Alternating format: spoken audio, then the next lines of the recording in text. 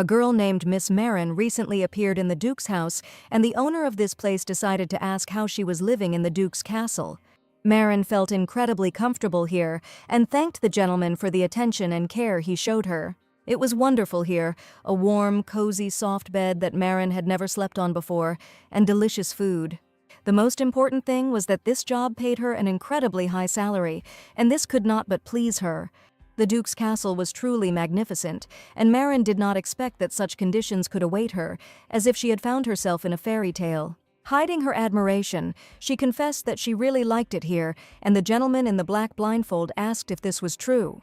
Marin thought he just wanted to ask her about their living conditions, but suddenly the gentleman proposed to her, and it sounded quite serious. Marin even thought that perhaps she had misunderstood her words, and asked the Duke to repeat again what he had just said. She wasn't imagining things, and he really did propose to her right then and there, sitting by the warm fireplace. Not expecting such a proposal, Marin said that he probably really did have hearing problems, and that she probably needed to see a doctor. The Duke asked her to sit back down when she wanted to leave, and she had no right to disobey his will. Marin had only recently started living here, and the wedding proposal seemed like something of a shock.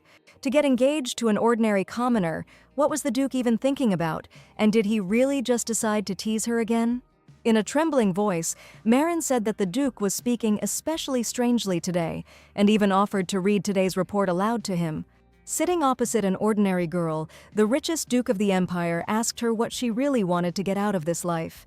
He called her by her name, Lady Marin Schuvence, but all this time the commoner carefully tried to hide her true origin. The gentleman knew that she had hidden her connection to the noble family in order to enter the ducal castle and work, and was it not because she wanted to get something? Marin was sure that she carefully hid her origins. Unfortunately, the Duke already knew everything about her. After his words, she wanted to run away somewhere far away so that this conversation between them would not happen again. Now she was forced to stay here, talk about this topic, and honestly answer all the questions that the Duke would ask. The gentleman asked if she really thought she could deceive the Duchy of Vines so easily. Her deception was supposed to be just perfect, and she had no idea at what point everything went wrong and the end was definitely awaiting her. Now Marin lived in a small, dilapidated house in the middle of the mountains, but in an incredibly beautiful place. Some time ago, the girl lived with her mother, but their life could hardly be called happy. Every day she carefully brought food for her mother, but unfortunately the money was not enough for much. The mother was always worried about her daughter's condition, and she only wanted her to be happy one day. Today, Marin brought her mother delicious honey cookies and amazing soup for breakfast, but her mother was always upset about something, and even today she refused to eat. Every day she promised to eat, but she did not eat. Her strength gradually waned, she slept poorly, and she had no appetite at all.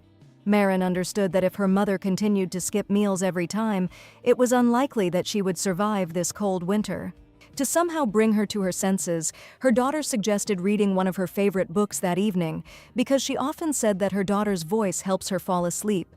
Indeed, when her daughter read to her, her soul felt truly light, and Marin was surprised why she hadn't thought of this before. There was a knock on the door. The daughter decided to check who had come. She left the soup near her mother and once again asked her to be sure to eat it. Opening the door, Maureen saw a pot-bellied little man standing on the threshold, and it was the hated mayor, Georges. The girl greeted the man sullenly. She hardly wanted to see him here, but she needed to know what brought him here. The man asked what the point of these formalities was, since they had been close for a long time, and Marin, not wanting to be near him, said that if he had nothing to say, then she would be better off returning to the house. Every meeting with this man promised something unpleasant, and he could hardly be called a positive hero. Giorgio was indignant starting this month. The rent had tripled, and Maureen didn't understand why there had been such a sudden change.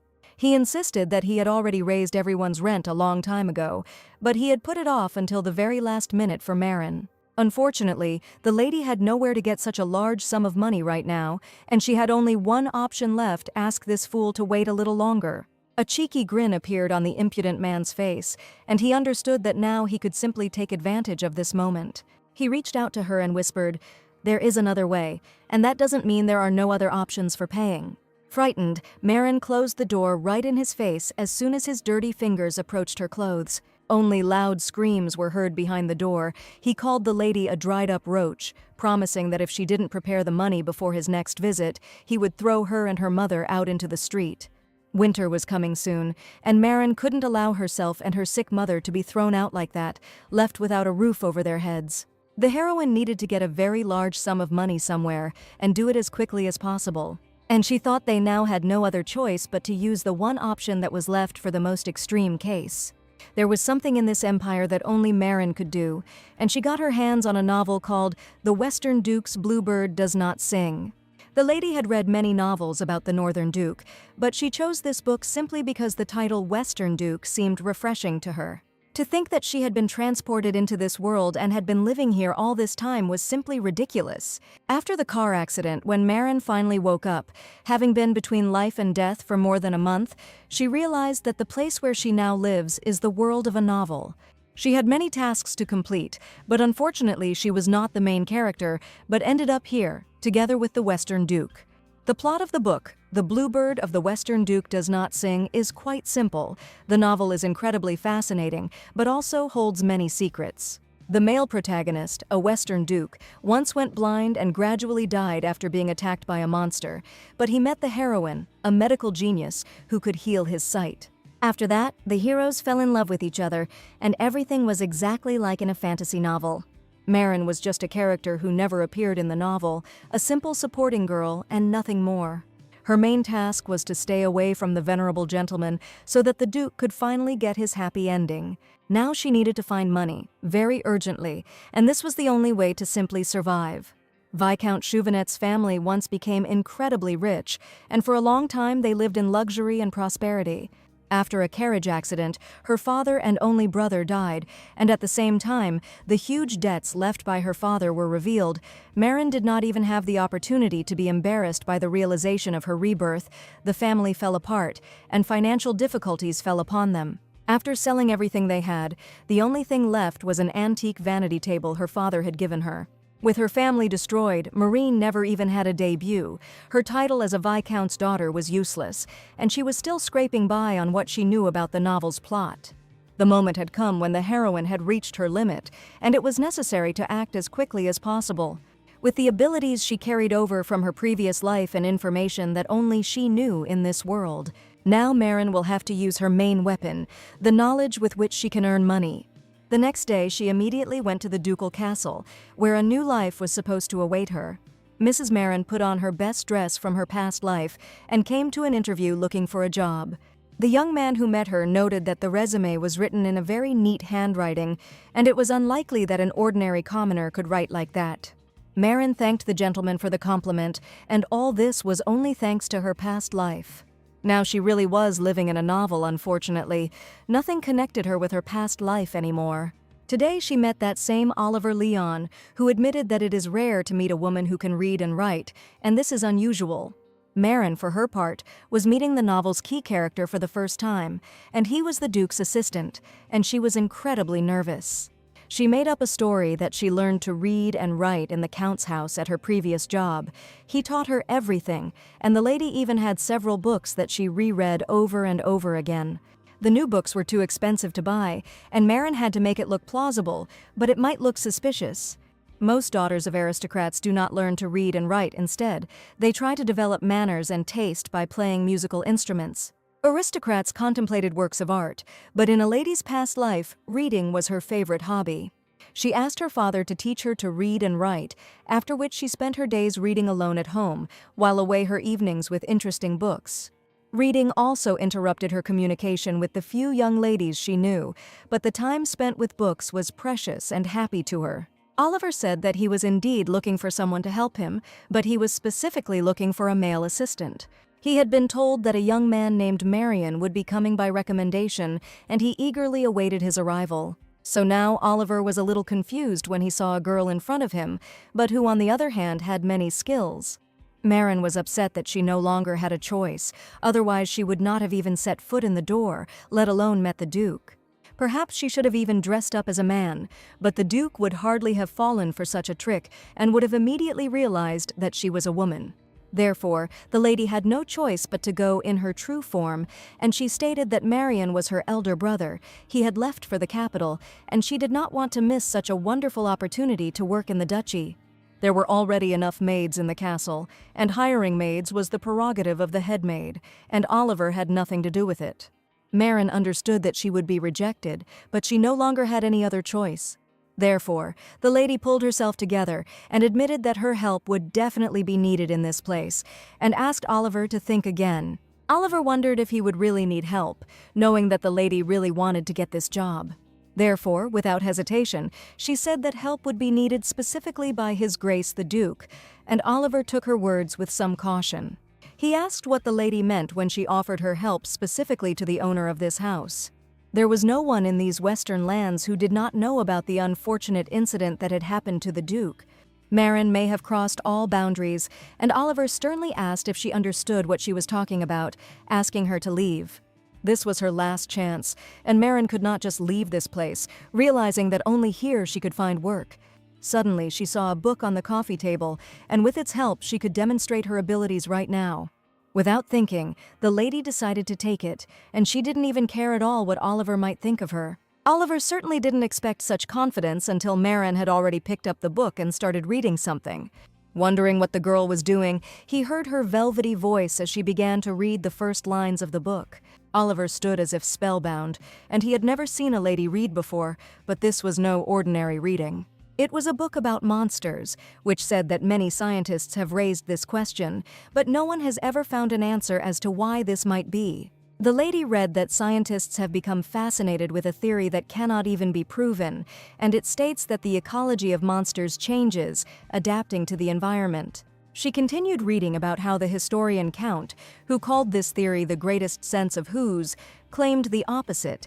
Most scientists disagreed with this. After reading a couple of paragraphs, she looked at Oliver, who stood in front of her perplexed, and asked if she should continue. His lordship cannot look through documents, that is, when it is inconvenient for him to read, she could easily cope with this task. The blind duke often has to absorb information from our bow, and this is where the heroine wanted to show off her abilities due to her past life as a voice actress. Marion confidently stated, holding the book in her hands, that it would be useful to his lordship Gurk. This is exactly what she wanted to convey to Oliver. After reading, the young man asked her to sit down first, and probably the heroine had at least the slightest chance. She still held the book in her hands, so she could talk Oliver into hiring her. The young man stated that he hardly had the authority to hire her. If it were simply a matter of finding an assistant, he would be able to decide it himself. Reading documents to His Grace, the Duke was a different matter entirely, and after his words, Marion sighed heavily. She didn't know what to do, and would she really have to leave without meeting the Duke? The main question remained rent and medicine for her mother. However, Oliver noted that she read very well. It was the first time he had seen a special talent, and to be honest, they had a lot of problems reading documents. And finally he realized that it seemed that Mrs. Marion could easily solve this problem. Clutching the book to her heart, Marion asked in a joyful voice what Oliver meant. And smiling joyfully, the young man suggested going straight to his lordship to tell him everything. They walked along the dark corridor of the huge, majestic castle, and Marion only prayed that everything would work out for her. It was getting darker and darker ahead. She could hardly see anything, and it was no accident that it was so dark here. For a moment the lady felt as if she were in the blackest cave, in a thick darkness that envelops you completely. Oliver said that his lordship is very sensitive to light, so the council allowed it to be turned on only in certain rooms. And if she was going to serve the Duke, he was ready to tell her about many things that should be paid attention to. The Duke's office was pitch dark, almost nothing could be seen, and the gentleman sat behind a huge oak table. He already realized from afar that someone was approaching his office, and someone else was walking with Oliver. He allowed the assistant to enter, and Marion followed him without making a sound.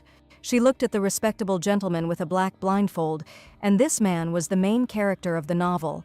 A novel called The Blue Bird of the Western Duke Does Not Cry, which she had read in a past life and admired every line. Blind Duke Gerald, a black bandage hid his eyes, depriving his face of its usual expressiveness, but giving it something mysterious and attractive. Oliver said that he wanted to hire a man, and it seemed to be a matter that required his lordship's permission, so he came to him.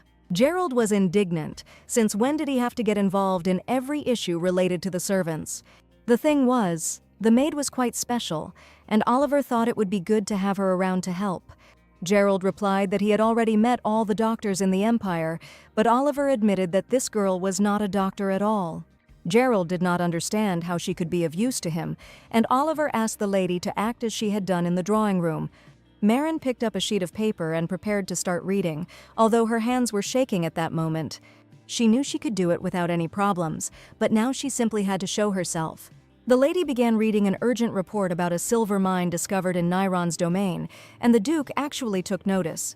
The document contained something about the results of the annual research and analytical work, as well as the area of the appearance of underground monsters in the tunnels. The young men listened attentively to her reading, and it seemed as if her voice filled the entire room at that time. The report stated that mining experts believed it would be better to close the mine and ordered an immediate closure. This content was an exact story from the original. The silver mine is quite an important theme in the middle of the novel, and the main character came here to collect herbs and accidentally picked up some mineral.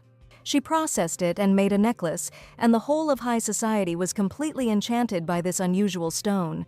The mine was not silver, it was a new gemstone deposit, and the name of the stone was opal, the first stone discovered with that single shimmer and iridescent sparkle, the price of which skyrocketed. For some reason, the heroine didn't immediately remember this. If she had secretly dug up a little, she would have become rich in an instant. She even said the word sorry out loud, and the Duke was already standing right in front of her and asked what she was sorry about. Marin didn't even notice when he managed to get so close to her, and she shuddered in surprise. Gerald asked her again what she regretted, and even though he was blind, it was as if he was looking straight at her. Feeling his incredibly strong and powerful aura, Marin became even more worried and even a little scared. She was so taken aback that she couldn't stand on her feet, and literally a second later she was ready to fall right in the castle owner's office. She had no chance of not falling down right in front of him. She understood that now she would look very stupid. The Duke managed to grab her hand, literally in 1 second, during which she almost collapsed. With his other hand, he grabbed her by the shoulders, and it was such a mysterious moment that Marin seemed to find herself in another world. Thanking the Duke for saving her, she gazed intently at his charming features. It was as if she couldn't tear herself away from him. His graceful, neat features attracted attention, and the black bandage created a magical aura. As befits a protagonist, Marin saw that the Duke was simply incredibly handsome up close. Now was not the time to admire his beautiful features. For some reason, he was still holding her hand, and it seemed he was not at all ready to let go. Gerald turned to Oliver and asked if he usually had enough patience to put up with something like this. At this moment, the heroine became frightened and began to say something about the monsters she had just read about in the report. It took the attention off Gerald a bit, and he didn't understand why she had decided to talk about monsters right now. The lady admitted that she knows that tunnel monsters love minerals that are shiny and like precious stones. If monsters appear frequently, then even if it's not silver, there might be other gems there, and that's how she managed to get out. The Duke asked the name of this brave commoner who was so desperate to get this job. Looking at her wrist, the lady waited for him to let go of her hand, but it was surprising that the commoner could read and even analyze reports. Unexpectedly, Gerald called her a spy, and the heroine did not expect such a turn of events at all. It seemed that the young man was serious in his words. There was not a drop of doubt on his face. He let go of her hand, her wrist was enveloped in a slight pain, and the gentleman asked Oliver to draw up a temporary employment contract for now. Surprisingly, the Duke agreed to check on Marin, and at that moment a happy smile appeared on the girl's face. She bowed before the Duke as he decided to give another order to his assistant. And suddenly he asked to feed Marin, and even Oliver did not expect to hear this. He asked to do this for a reason, saying that the lady's wrist was like a fragile twig that could easily be broken. The Duke had large, manly hands, so Marin's wrist was naturally fragile in comparison. After the unexpected meeting, the Duke was left alone in his office, and for the first time he felt something. She seemed strange to him. Her voice did not irritate him at all, because usually everything was the other way around. Gerald couldn't even remember the last time he had listened to a report and actually thought about it, and now he understood why Oliver had asked so persistently. The Duke's House of Vines, which protects the Western lands, has a family secret that was passed down only to the direct heir by seniority. eyes that can distinguish the color of the eyes of flying birds, ears that can distinguish all sounds within a radius of 50 meters, a tongue and nose that can distinguish all smells and tastes, and skin that does not miss the slightest touch. All senses were beyond human capabilities, and Gerald von Vines possessed the most outstanding of all the dukes. The Great House of Vines, the defenders of the vines, is a formula that has never been broken, made even more famous by the current duke. A year ago, a monster attack deprived the Duke of his sight, everything turned upside down, and as if trying to compensate for the lost vision, his other senses became even more acute. With all his senses out of control, his mind began to weaken, especially his hearing, and even the sound of a crawling insect struck his head like thunder. Today, for the first time, a strange voice did not cause him pain, and he even found it pleasant. It is therefore not surprising that Gerald paid attention to this girl, feeling her with his soul. He understood perfectly well that she was afraid of him, but she still lied, because her heart was beating so fast. That was the tension. She still told a lie, and there must be a good reason why she decided to take such a desperate step. The gentleman called in an assistant named Kay, who handled special assignments. He ordered to find out about this girl, all the details of her life, as well as her origin. Kay carried out the most mysterious orders of the master. His main task was to remain unnoticed and reveal secrets. After the reception, Oliver prepared an employment contract. The salary was stated as 1 gold piece per week, and this was the living expenses for the whole month. That's why they say you have to become a servant to a rich master, and even though it was a contract position, Marin had a high salary, since she was supposed to become a specialist in a special field.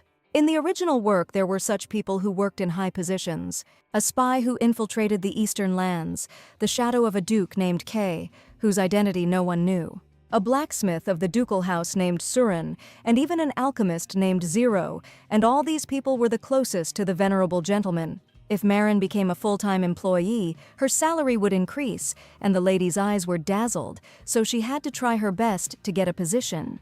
Without thinking, she signed the documents, and Oliver first asked her not to rush and check everything carefully. That was not all. Marin said that she loved to read, and Oliver had a special gift for her. There was a book on the table that belonged to the ducal library, and for some reason Oliver decided to give it to Marin. Looking at the title, the lady realized that this was the same book that she had already read once. The cover was expensive, the book looked valuable, and the lady even asked again if it was really possible to take it. Oliver was going to throw it away anyway, and Marin, clutching the book to her chest with special gratitude, admired such a gift. Thanks to her, she passed the interview, and now she also received it as a gift, and it was a real book of luck. After successfully getting the job, Marin returned to her mother, who waited for her until late at night. She was very late, so she decided to immediately clean up and read a book to her mother, but today she brought something else with her. Looking at the full plate, the daughter was upset. The mother again skipped lunch and did not eat anything all day. Marin held a large basket in her hands, covered with a white cloth, and her daughter happily asked her mother to look at what was inside. The basket contained delicious aromatic food, bread, sweets, meat, milk, everything that had not been in their house for a long time. The mother looked at her daughter in surprise, not understanding what all this meant and where she got such products. She began to worry that her daughter had borrowed money from someone again for her sake, but Marin admitted that this was not the case at all. She told me that she had taken a job in the ducal house, and my mother immediately realized that she was talking about the famous Vines family. The daughter confessed that this was the same western house of the duke that protected them, and as a welcoming gift, they gave a basket of food. Without holding back her tears, the mother understood that the ducal family could be trusted because this was the same famous duke. How much time had passed since her daughter had seen her so happy, and after the accident she even stopped praying. Marin said she lied to his lordship, saying that she was an ordinary commoner, and that was the only way she had to get a job. If she had told the truth about her noble origins, there would have been no chance of an interview, and young ladies with impure intentions are constantly trying to get close to his lordship. That's why they said that before meeting the main character, he hadn't dated anyone, but after seeing his appearance, Marin realized how much he must have been bothered. It's understandable why he shied away from women, and Marin had previously thought that the image of a protagonist who never dated anyone was too much. As soon as she decided to collect a certain amount, she wanted to quit immediately, and her mother could not contradict her daughter's will. She believed in her little Marin, who tried with all her might to make their life better. When the Duke meets the main character, he will see the light, and naturally, he will no longer need Marin, and she did not want to get involved in the events of the original and get caught in the crossfire. And the first thing she wanted to do, when she had collected the necessary amount, was move to a bigger house, start a vegetable garden, and plant the flowers that her mother loved. She didn't even have to become a full-time employee, and Marin was confident she only needed to last exactly 6 months. The next day, when she arrived at her new job, Oliver, for some reason, suddenly asked her to leave. His answer was polite, and he assured her that it would be better for the girl to go home today, and even tomorrow, and the day after. Marin didn't understand what was going on, because just yesterday she had been hired. Even the Duke himself had agreed. The girl asked if she had been fired, but that definitely couldn't have happened. She wasn't ready to leave after going through all the difficulties to get here, and how could she be kicked out after just one day? Oliver assured her and tried to calm her down, and that was not the point at all, but Marin wanted to hear the truth. While she was trying to figure something out, a gentleman's voice was heard behind the door, addressing the two of them. Marin had already fallen to her knees in front of Oliver, but the Duke asked the two of them to enter the office right now. She didn't know his lordship was inside, and she regretted making a noise right outside his doors. The Duke stood as if nothing had happened near his desk and silently greeted his assistants. As soon as Marin crossed the threshold of the office, she smelled a strange smell that could not be confused with anything else. There was a faint scent of blood, and she was immediately reminded of that incident with the carriage, which would forever remain in her memory. The neighing of horses, drops of blood falling right before her eyes, the lady tried her best to pull herself together so as not to get upset. She definitely couldn't faint here and now, so she clutched the hem of her dress tightly to hide her excitement. Gerald asked a strange question. If the lady wants to die, then she can die right here and now. The lady began to deny that she had meant it that way, and Oliver even asked the gentleman for forgiveness. He couldn't tell her about his condition, so he just wanted to send her away, but it seemed Lady Marin mistakenly thought she was being fired. That was exactly the point, and now Marin regretted even more that she had caused such a fuss. She apologized to the Duke and bowed her head low, asking for forgiveness, and in fact she knew nothing. Gerald exhaled silently, and on the one hand the girl could be understood. Oliver wanted her not to see Gerald's condition, but the Duke suggested that she start working. So that smell of blood was because his lordship was wounded, and Gerald asked him to stop chatting, provide a report, and leave the office. The servant obediently handed the important papers to the lady, warning her where she should begin reading.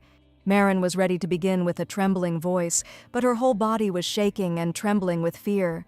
The Duke asked if she would really read the report right next to the entrance, but she really felt more comfortable there, and being nearby was too exciting. He seemed not to notice her words, and the next second he was already approaching. Taking her hand again, he stood next to her, and Marin felt his heavy breathing and close presence. Gerald wanted her to come closer, but his request made her heart beat even faster. Just like last time, they stood opposite each other, and Marin didn't understand why he was doing this. The closer he came, the further she moved away, and she was no longer able to stand next to him. She was not allowed to make noise, and Marin understood this perfectly well, but she could not contain her strong emotions. Gerald felt that the girl was very nervous and decided to ask the temporary employee directly why she was behaving this way. Marin could no longer move at all. She felt like a stone statue, ready to carry out his orders. Gerald asked why she deliberately held back the scream that was about to burst out. Marin admitted that she held back a scream because a loud voice was incredibly irritating to the gentleman. He asked if screaming in fear wasn't a natural reaction, and it certainly was. It was necessary to answer carefully, the lady thought. Since His Excellency had problems with his eyesight, she should do so. She guessed that the Duke must be very sensitive to sounds, and bowing low, she asked his forgiveness. She tried not to look at Gerald, and he kept trying to solve the riddles of this unusual lady. A temporary worker was unlikely to know the secrets of the Vines family, but she came to this conclusion in just a split second. The gentleman appreciated her good analytical skills, and this time she was really just lucky. The heavy scarlet velvet curtains were always closed, but today a small gap appeared there. Light began to break through the dark curtains, illuminating the manly silhouette of the gentleman. She looked up and noticed that His Excellency had something strange on his ear. It was definitely blood-scarlet stains that could not be confused with anything else were visible through the black mask.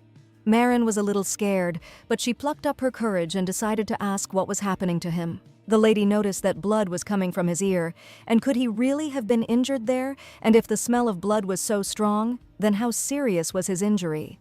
The Duke replied that it was just a trifle, and Marin should better not pay attention to it. The lady insisted that the wound needed to be treated quickly, but this was definitely not how it should be, and the wound could not heal on its own in a day. She remembered Oliver's words. The Duke must not take his wounds lightly, and he needed to find out why there was blood.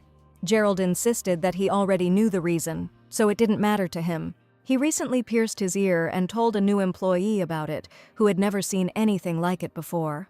She asked who could have done this and expected the Duke to be sincere with her. He admitted that he had inflicted the wound on himself, but it was impossible to believe. Gerald pierced his own ear, and did he do it because the sounds were too painful and unbearable? Even a tiny cut on a finger from a knife hurts terribly, and the ear was the most delicate organ. And how unbearable it was for him that he went to such lengths, deciding to injure himself. All this time, the heroine was incredibly wrong, and Duke Gerald, like her mother, was not just a character. The gentleman was a living person, capable of feeling pain, but for some reason she had previously treated his suffering frivolously. And now the lady felt ashamed before. She had perceived his pain simply as information from an exciting novel. How terrifying and creepy it must have been for him when he suddenly went blind and was no longer the same person he had been. Tears appeared in her eyes, and the gentleman immediately felt everything, her excitement and worries. The young man asked why she was crying after hearing the information about the injury. At that moment, Oliver entered the office, holding important reports in his hands, and greeted Lady Marine. The reports needed urgent verification, and the lady was here just in time. Oliver asked Marin to take care of important papers that needed to be urgently reported to the gentleman. Marin prepared to read the text with all due responsibility, thanking the assistant. And above all, now she needed to focus on important work in order to prove herself to be the best employee. In a gentle voice, she read the entire document, drawing attention to the most important details with a unique intonation. When the report was finished, the lady suggested meeting during the next report, but the gentleman needed to rest. Just as she was about to leave, Gerald grabbed her fragile wrist again, preventing her from leaving the office. Still, he considered her wrists as fragile as a twig, and for some reason this question worried him greatly. The lady said that comparing a person's wrists to a branch, in her opinion, was too much, and he asked her to gain weight so that it would become bigger than it was now. And after she manages to gain a couple of kilograms, she should come to him for a checkup. His words sounded incredibly strange, and the heroine still couldn't believe that he was forcing her to eat so that she would gain a little weight. Not understanding why he was asking her about this, Marin was about to leave the office, and even the assistant's assistant did not deal with such matters. For some time after she left the office, the gentleman wondered what sensations he was experiencing. He found her incredibly strange, and Geralda wanted to find out who she really was as soon as possible. He was sure she was afraid of him, but at the same time she cried because of his injury, not hiding her sincerity. He felt her emotions, her experiences, and a person with a hard heart will definitely not cry when he hears about the pain of another. Kay has already prepared an investigation, and according to it, the real identity of Lady Marin Schwentz is the Viscount's daughter. He now knew that after the death of the head of the family and the eldest son in a carriage accident, she was ruined. She lived in a dilapidated hut, caring for her sick mother, and she had neither a husband nor a devotee. A woman who has no secrets, nothing special, but for some reason she was not afraid to approach him. The Duke thought it was impossible to predict what she would do, and unpredictable changes were too dangerous for him. Or, on the contrary, it is simply a game in which he is ready to take part, knowing that the price of defeat may be too high. In any case, he was determined to unravel her mystery, no matter the cost. The flames danced, casting strange shadows on the walls of the office, as if echoing the confusion in his soul. Oliver led the girl into her new office, which was incredibly spacious and looked very elegant. Besides the time of His Grace's report to the Duke, she needed to help Oliver with his work here, and she should be able to handle these tasks with ease. The desk was truly luxurious, and the thought of using new furniture after a long time made her heart pound. She decided to ask if it was really okay to leave his lordship's wound as is, but Oliver had also been worried about it for a long time. He would like to receive treatment, but his lordship really doesn't like it when something touches his body. But Marin understood that the wound could become inflamed. Besides, he sleeps poorly, recovery will be slow, and the lady had no idea that he could not sleep peacefully. There was nothing in the novel about the Duke's sleep disturbances, and perhaps the eyes made the sensations more acute. Marin understood that if he used something, his vision could return, and then everything would get better in the Duke's life. It was the main character's job to help the main character she had to restore his vision, and Marin shouldn't interfere unnecessarily. She offered Oliver to serve the gentleman some warm wine, and her mother always drank it when she couldn't sleep. Oliver had never heard anything like it, that a warm alcoholic drink could actually help you relax and sleep peacefully. Marin decided to remind Oliver to address her informally, since she was an ordinary commoner. In turn, the gentleman suggested calling him by his first name, and a warm, pleasant relationship immediately developed between them. Oliver brought in an incredibly large stack of papers and declared that in that case it was time to get to work. And now I'll have to put off having a good boss for later, because Marin had never seen such a pile of paperwork in her life that needed to be sorted through. She worked diligently until late at night, until her hands were numb from writing and her head stopped thinking altogether. The lady was not distracted for a second, and caring Oliver presented the lady with delicious sweet treats, realizing that she was probably hungry. He even warned her that if she didn't have enough food, she could just say so openly and not embarrass anyone. At that moment, the heroine remembered his lordship's order to fatten up Miss Marine, and he clearly made it clear that she should eat as much as possible. She even thought that if she ate it all at once, she might feel sick, and she bit off a piece of the tasty treat. The taste she felt was simply incredible, as if a fragrant sweetness was spreading throughout her mouth. She remembered her mother and asked Oliver to take some cake with him, since he had already shared food last time, and she asked him to do it again. Oliver agreed and warned that he would definitely report to the kitchen and that they would pack a sweet treat with them. A man's cough suddenly came from the office, and the lady saw a tall man with a gray beard, elegant, wearing white gloves. It was the head butler, whom the heroine had never seen before, and Oliver asked him to come in. The tall gentleman in the black tailcoat had worked here as a butler for a long time, and his name was Mr. Sebastian. It would seem that the elegant man should be too strict, but his face was lit up with warm feelings. The butler's grandson had recently gotten married and was supposed to be at the wedding, and Oliver asked if everything had gone well. They say that he, like Oliver, was an ardent admirer of the Duke and the former second-in-command of the Knights Detachment, Butler Sebastian. Sebastian was brought here by something. He wanted to ask if he could personally express his gratitude to His Grace the Duke. Oliver admitted that it was unlikely to happen today, and Sebastian should wait a little longer until the right moment. A little upset, the gentleman understood the state of his master, which was impossible to predict. Even the butler could not see his lordship without Oliver's permission, although he occupied a high position here. Late with the introduction, Oliver turned to Marin, calling her his new assistant, and the lady was incredibly pleased to meet him. Oliver explained that the lady had become a special employee who reports to the Duke, and introduced the butler to the lady. Sebastian smiled and bowed politely, and in turn he was also very pleased to meet the nice girl.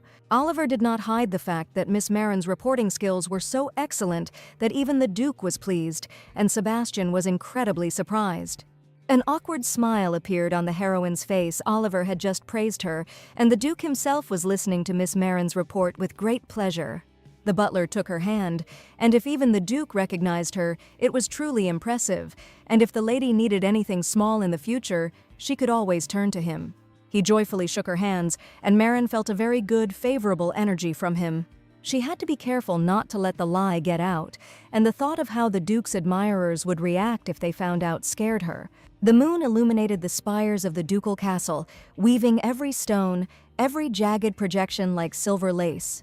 It was late at night that Mr. Gerald could hardly fall asleep. He had not slept for a long time, and this state probably exhausted him even more. Oliver came into the office to check on his condition and was again surprised to see the Duke at his desk. The assistant admitted that today the gentleman definitely needed to sleep, since several days had already passed without sleep, and this could affect his health. On Marin's advice, he brought warm wine. The gentleman immediately smelled the aroma of the alcoholic drink and asked if Oliver really thought it would help him fall asleep. The assistant did not hide the fact that he decided to take warm wine on the recommendation of Lady Marin, and the Duke was a little surprised. Pouring a warm drink into a glass, Oliver reported that Lady Marin had told him that her mother drank wine when she couldn't sleep. The lady had already left her workplace a long time ago, as it was quite late, but she diligently reviewed all the documents. Inhaling the aroma of warm wine, the gentleman held a glass in his hands and looked a little puzzled. Oliver reported that as for Miss Marin, she can read, her mother drank wine, and that is a little strange. Even the way she holds her cup of tea speaks of her noble origin, and the assistant managed to notice that it seemed she was not a commoner at all. The Duke had already managed to find out that this girl was the daughter of an impoverished baron who had once died tragically. Oliver suggested that perhaps her goal was money, and her situation must be truly desperate, since she even falsified her resume. She was a woman everyone liked, and the Duke was haunted by the thought that she possessed genuine skills as a spy. Taking a small sip of warm wine, the gentleman felt relaxed. He hadn't drunk for a long time, and it turned out not to be so bad. A satisfied Marin was once again carrying a heavy basket of delicious aromatic food in her hands. She was sure that her mother would definitely like it. This time the cooks in the kitchen carefully wrapped up treats for her, and it was good that she talked to Oliver about this topic. There was one piece of good news: her mother had even regained her appetite recently, and at times like these it was necessary to feed her hearty and nutritious food. A happy Marin approached her home, dreaming of how she would earn even more money thanks to her skills. As soon as she approached the old hut, she noticed that the door to the house was wide open, although her mother always carefully closed it. Marin felt something strange, frightening, and the heavy basket even fell out of her hands straight onto the ground. She ran headlong into the hut to check if everything was okay with her mother, but she saw real devastation inside. All the things were scattered around. It was unclear what was happening here, but one thing was clear: something terrible had happened here.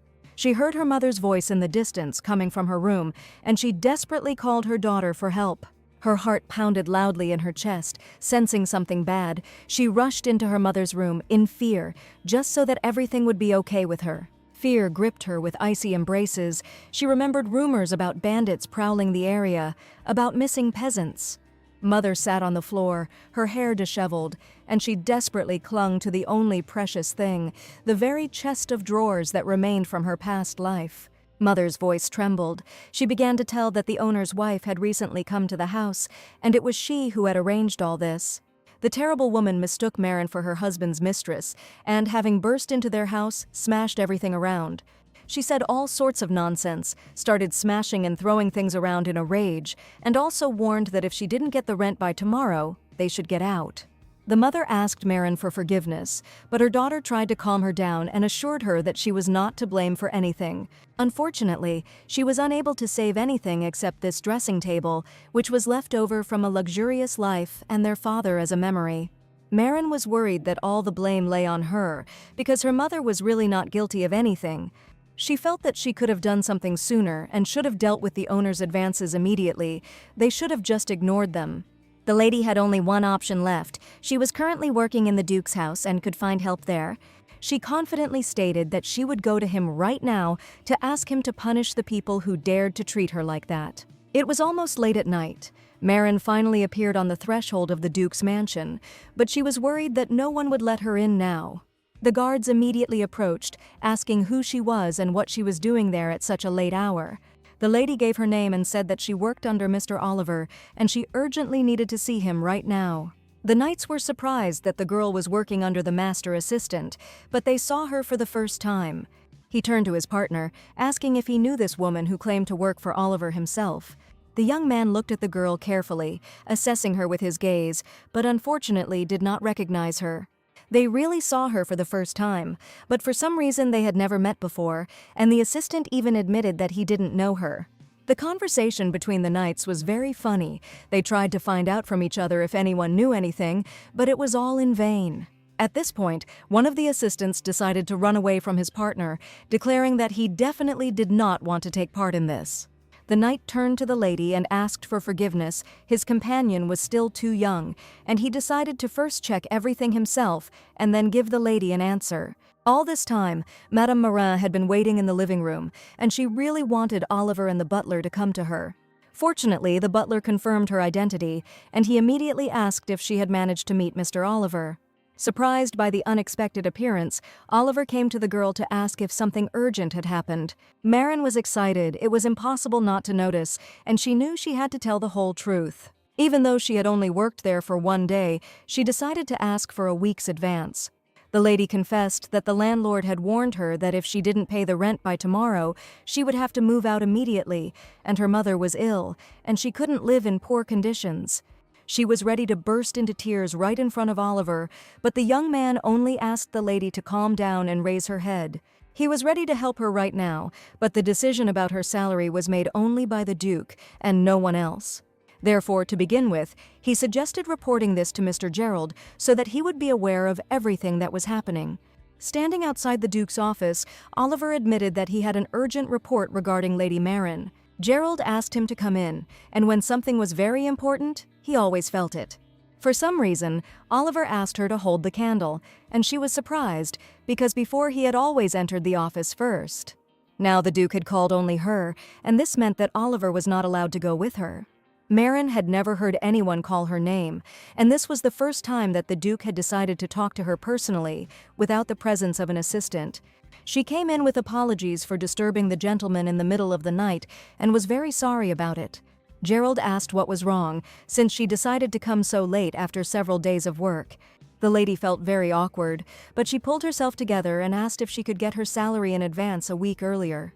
Gerald remained silent for now and did not answer her question, as if he was trying to assess the situation and understand whether she was telling the truth or not. The gentleman asked why he should fulfill this request, since Marin had only worked there for one day, and if he does give her an advance, what will she as a temporary worker do for him? Marin's eyes widened, and she didn't understand what to say or how, without a penny in her pocket, she could do anything for the Duke. Her gaze fell on the glass of red wine, and that was definitely it. And at that moment, the heroine remembered how recently she had advised Oliver to try this method. When Oliver told her that the Duke could not sleep and that his recovery was slow, it was she who advised him to drink warm wine. Therefore, without hesitation, the lady confidently declared that she would put the gentleman to bed, and this would be the best help for him. Marin not only understood reports well, but also read books well. Her mother said that when she read aloud to her, she fell asleep beautifully. The Duke asked in surprise how she knew that he had not been able to sleep for a long time, and whether his assistant had really blabbed everything. Trying to somehow protect him, the lady admitted that Mr. Oliver said this without a word of intent, and he was really worried about him. Surprisingly, the Duke agreed very quickly, and Marin didn't even have to persuade him for long. A slight smile even seemed to appear on his face, and he confidently replied that he was ready to accept her help. And now Marin only had to do the most important thing, put the Duke to bed to help her sick mother, and not be left without a roof over her head. Perhaps it all sounded and looked too strange, but she had no other choice but to use her talent. The gentleman asked how long it took to get from the castle to the house, and the journey to her hut took about an hour. It was a long distance, and Gerald warned Oliver that Marin would probably have to move to his castle. Marin didn't yet understand what was happening, but she definitely heard that the Duke wanted her to live here. Gerald ordered that the temporary housing be moved to the outbuilding, and if the lady had a family, that everything be arranged so that they could live together. This meant that Marin could now live in the ducal castle with her mother, and the master ordered that an advance be paid now, and not only the issue of money, but also housing was resolved in an instant. She couldn't even imagine how to thank the gentleman who decided to shelter her in his mansion. The lady smiled tenderly and thanked Gerald with all her heart, not expecting that such a thing could be expected at all. Oliver invited the lady to go back to the office to discuss the details and particulars of the move. Now everything was turning out in a completely strange way, but all of Gerald's decisions were well thought out. Reading books to fall asleep, and now Marina was going to play the role of a nanny, and the gentleman was perplexed as to what her little head was thinking about. And since she would now live in his castle, the master was confident that he would soon be able to find out everything and reveal her secrets. Oliver provided the girl with the best horse. Marin was incredibly fond of animals, and she stroked his muzzle with care and affection. She thanked the good horse for taking her there without any problems or incidents, and the journey did not take too long. The mother came out to meet her daughter, worried about her, and Marin told her that it was already late, and at the Duke's castle they lent her a horse, telling her to ride it. She brought good news with her, declaring that she and her mother needed to move to the Duke's luxurious castle. Mother seemed unprepared to accept such help. She was sure they had nowhere to go and wanted to come up with something herself. The daughter carefully took her warm hands and told her that the Duke had given them an outbuilding for servants so that they could live there together. Tomorrow they will send a carriage so that Mother can travel in comfort and also transport all her things. She was incredibly grateful to Duke Vines, who turned out to be a true protector of all people in the West, who helped Marin without hesitation. The daughter hadn't seen her mother smile happily for a long time, and her mother couldn't even imagine how to repay the favor. The heroine didn't think that the day would come when they would finally leave the terrible hut and no longer depend on the impudent, rude mayor. This morning in the forest, the birds were chirping cheerful songs, but suddenly a terrible voice of a woman was heard asking her husband to go as quickly as possible. He trailed behind his impudent wife, who had decided today to quickly collect her accumulated debts. The man insisted that his wife knew their situation perfectly well and how she was going to get the rent paid in just one day. His fat wife screamed, "She's coming for the money," and is ready to tear out this girl's hair, but her mother's hair was not enough to calm her down. Jorge understood that no one would settle in such a hole, and if they left, they would hardly be able to find new residents for the dilapidated hut. His wife still thought that her hated husband had gotten involved with this girl, and that was why she was now trying to protect her. She screamed even louder, grabbing her husband by the collar, and was sure that this was a misunderstanding, and he was again covering for her. The fat man looked at his wife with frightened eyes, and he never dared to contradict her.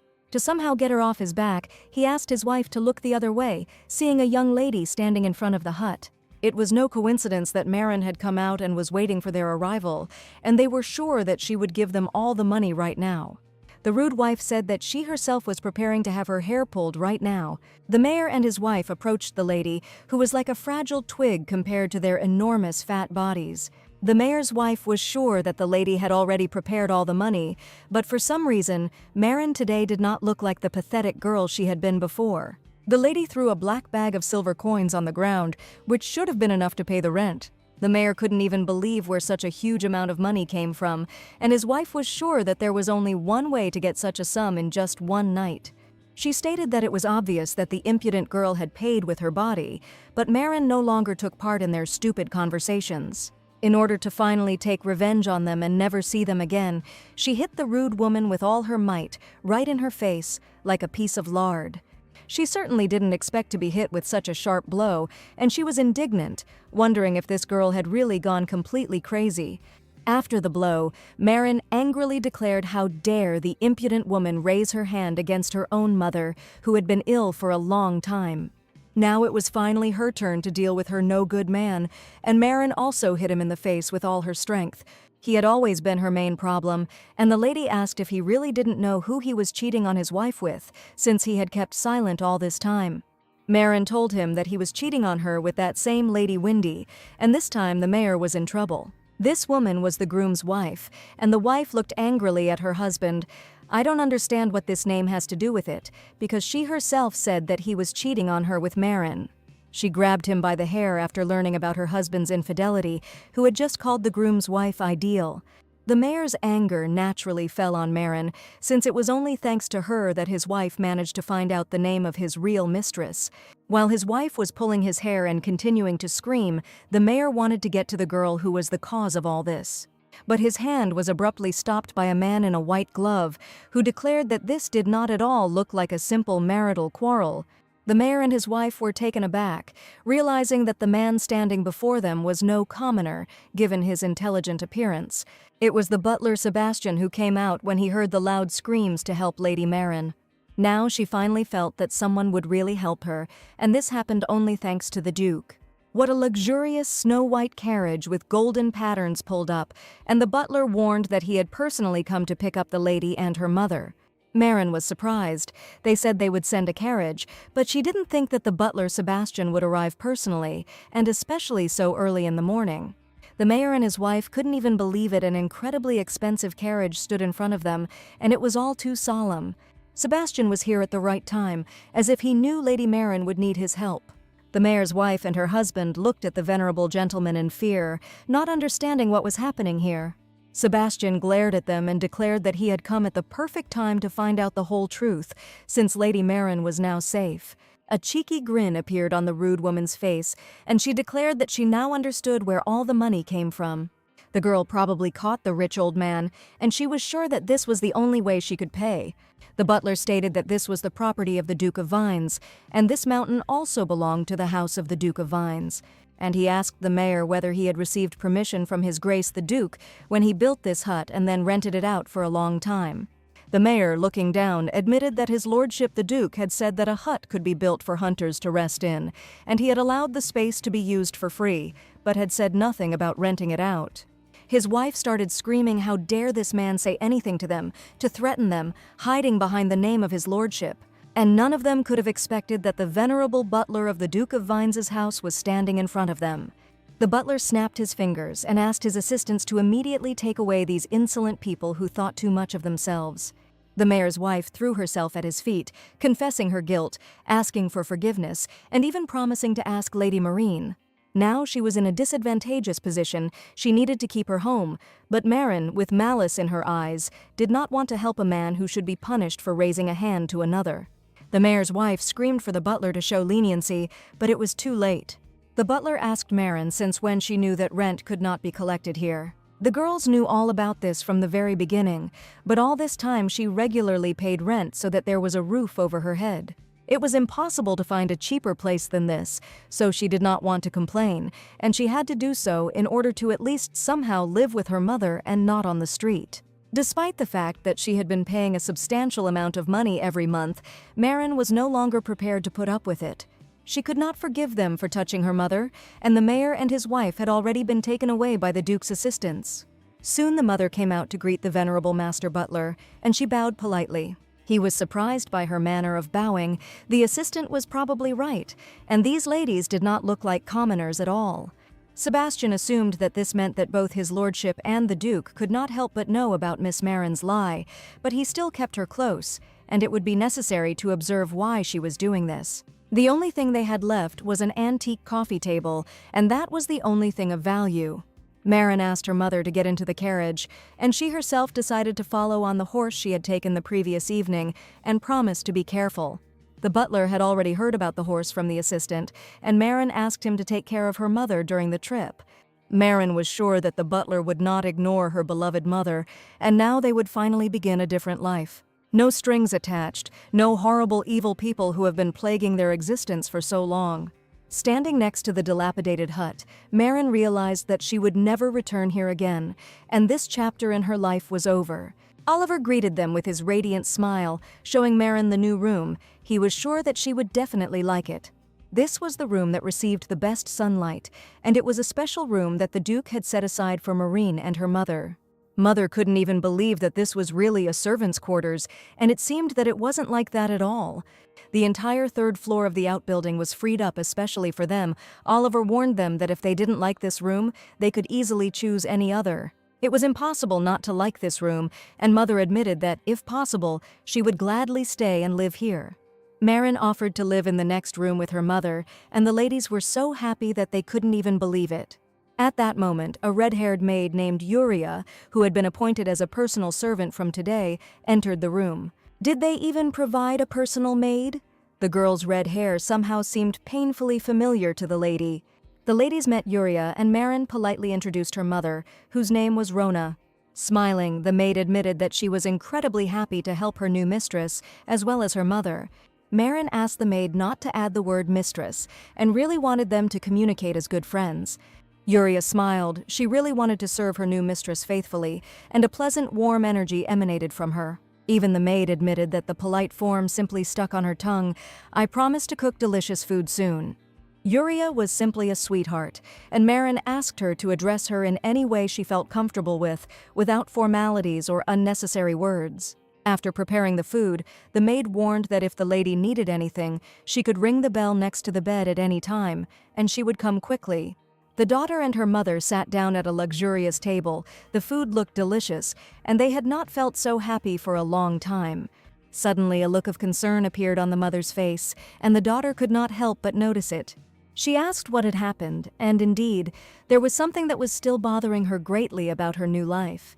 She was so taken with how well the Duke was treating them that she completely forgot what kind of person he really was, and that if they were discovered to have lied, terrible trouble could happen. Mother was right. If the deception was revealed, they would become like the mayor and his rude wife. All this endless kindness will end in a flash, and at any moment she could become useless as an assistant to an assistant, finding herself back on the street. Marin asked her mother not to worry, promising to do everything possible to be useful to his lordship. The Duke had already received information that the mayor's wife had treated Mother Marin too rudely, and had allowed him to raise his hand against her. All this happened very recently, and Gerald called the butler and Oliver to clear things up. In order to punish the offenders, he, without thinking twice, gave the order that all those responsible for this incident be punished as soon as possible. The butler was even surprised. Was it really necessary to do this right now, and why such urgency? Sebastian saw Gerald smile for the first time, and the master ordered the property to be seized and 5 years of hard labor to be given, as well as a full investigation to be conducted, and everyone to be dealt with in the same way.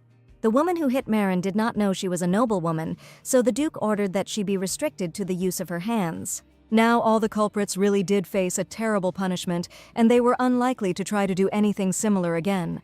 The Duke was incredibly harsh towards such people, and he was also fair when it came to good people. He had to do this to avoid disorder in his duchy, and if evil people are given free rein, it is unknown what can be expected from them. As soon as he relaxed a little, the Duke seemed to explode. His head felt like it was about to burst, and even his groan became an arrow, exploding the ears, and he bit his lips to hold back the groans, and the taste of blood already made him sick. Lost in thought, the Duke realized that he couldn't even remember the last time he slept, and whether there was any point in holding on like this, and perhaps he could just die, and then, for sure, it would become easier. He thought about it every day, but now he clearly remembered Marin's words, who promised to help him fall asleep. Gerald didn't know if she could really put him to sleep, but it was something no one had been able to do before. A wild pain seemed to burst the blood vessels in his head, and he understood that the lady would have to do this before he went crazy. Today, Marin found herself in a luxurious library for the first time, and she had no idea that there were so many books there. She was so delighted that she couldn't contain her joyful emotions and loudly exclaimed that it was simply amazing. The library was huge and luxurious, as expected from the Duchy of Vines, and her heart was pounding from the smell of cognac, which she hadn't smelled in so long. Now was not the time to lose one's head, and the lady needed to quickly choose a book for his lordship to read. Just think, if she helped him sleep, it would be a whole gold coin, and that was just great, because she could earn that much in a week. The library contained a variety of books, philosophy, history books, and even a book on herbology caught Marin's eye. In the original story, the main character cured the Duke's eyes by making a medicine using an herb called Mandelson. The novel only mentioned the name, without any detailed description or explanation, or restyling. I wonder what this magical herb is. While reading the table of contents, she looked for the name of the herb Mandelson, and didn't even notice how she named it out loud. She was so busy searching that she didn't notice someone entering the library and heard a voice wondering why the lady was looking for this particular herb. Turning around, she saw a new hero in front of her and immediately understood who was standing in front of her. The heroine looked in surprise at the little boy who approached her, asking what she was doing there. His incredibly blue sky eyes, snow-white blonde hair, and this little boy holding a book in his hands looked incredibly cute. The lady gave her name, and the baby admitted that this was the same girl he had already heard about from Mr. Oliver. This little boy's name was Zero. He politely extended his hand to the girl, and the heroine immediately understood who he was. In the future, he would become a cold-blooded and noble genius alchemist. He was the same age and the closest friend of the Duke. Marin couldn't understand where this angelic and charming appearance came from which it was simply impossible to contain one's affection. They said he could make a potion that would turn you into a baby, and maybe he drank it, but it was still incredibly cute. The lady politely shook the little boy's hand and admitted that she was incredibly glad to meet Mr. Zero. He gently touched her fingers and kissed her hand, as befits a noble, respectable gentleman of aristocratic blood. The lady was a little taken aback by the kiss on the hand, because the behavior of a small child did not look like a child's. Zero noted that Lady Marin seemed to be a very unusual person, and she was even surprised to hear such a confession from a little boy. Zero confessed. The lady addressed the child formally, and Marin could only answer, "She is a commoner, so it is natural for her to speak respectfully." The boy laughed, declaring that the lady could not lie at all, and this brought him incredible joy. Marin tried to prove that she really was a commoner and wasn't deceiving him at all, but Zero seemed to know who she was. Still, he wondered why she usually looked for the herb called Mandelson, and it was unlikely that an ordinary girl would be interested in such a question. The heroine asked why the boy considered this herb ordinary, since she knew that a magic potion was made from it. Zero said that this herb grows not only by the road, but also in the garden of the Duke's castle, and it could hardly be called a medicinal herb. It was for this reason that he did not include the plant in the book, and at that moment Marin realized that the boy was very familiar with the book. Or rather, he is its author, namely Mr. Zero, an incredible boy with sky-blue eyes. Zero even showed that his autograph was on the book, and Marin couldn't believe it, because it was simply incredible. Feeling superior, Zero was completely confident in his knowledge and was glad that his book was appreciated. Marin tried to collect her thoughts because this man was an adult and not a little boy.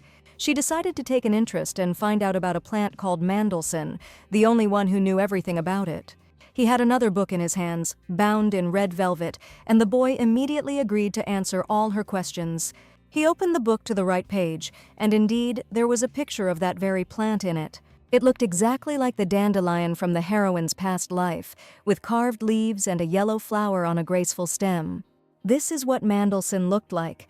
Marin asked if it was used as a medicine, but other than the fact that the flowers had a refreshing aroma, similar to mint, he was sure that it had no special properties. It seemed that no one except the main character knew about the true properties of this plant, and Marin was a little upset. Zero even admitted that it was not a medicinal herb at all, but most likely poisonous, and he was completely sure of it. This beautiful yellow flower contains toxic substances that only cause stomach pain. It is unlikely that this plant can be useful. That is why he included this plant in his special book, which he also wrote quite recently. Marin did not expect this turn of events at all, and it was radically different from the original storyline. The lady thought about it and couldn't understand why the medicinal plant was on the list of poisonous drugs. After meeting Zero, she thought about the plant for a long time. I couldn't understand where the clue was hidden. In the original novel, it was said that the Duke was given Mandelson juice to drink, and it instantly healed his eyes. Complete healing was the main character's role, but now Marin still wanted to interfere a little in the Duke's life, but not disrupt the plot. She just wanted to ease his suffering a little before their first meeting, using a very tiny dose. But using poison against the Duke is a completely different matter from simply lying. Apparently, only the main character was able to neutralize the poisonous plant and the creators of the medicine that will restore Gerald's sight. That's right, because the heroine decided from the very beginning not to interfere in the lives of the main characters. She only got a job in the Duke's castle out of necessity, and that's all. Still, she was haunted by the fact that Mr. Gerald suffered every day and experienced hellish pain that was incompatible with normal life. Marin learned all about his severe suffering, but she had to pretend that she knew absolutely nothing. Even if it wasn't her, everything would be fine, and she decided to just wait a little until the main character appeared. And it was she who had to save the suffering protagonist, and only she had the power to do it. That night, the lady came into the gentleman's office, inquiring whether it would be possible to postpone the wrist examination, and she felt that she was not yet ready. The Duke turned in her direction with interest, stating that she herself had promised to get better just a couple of days ago. He extended his hand to her and asked her to come closer, and the heroine no longer had a chance to refuse.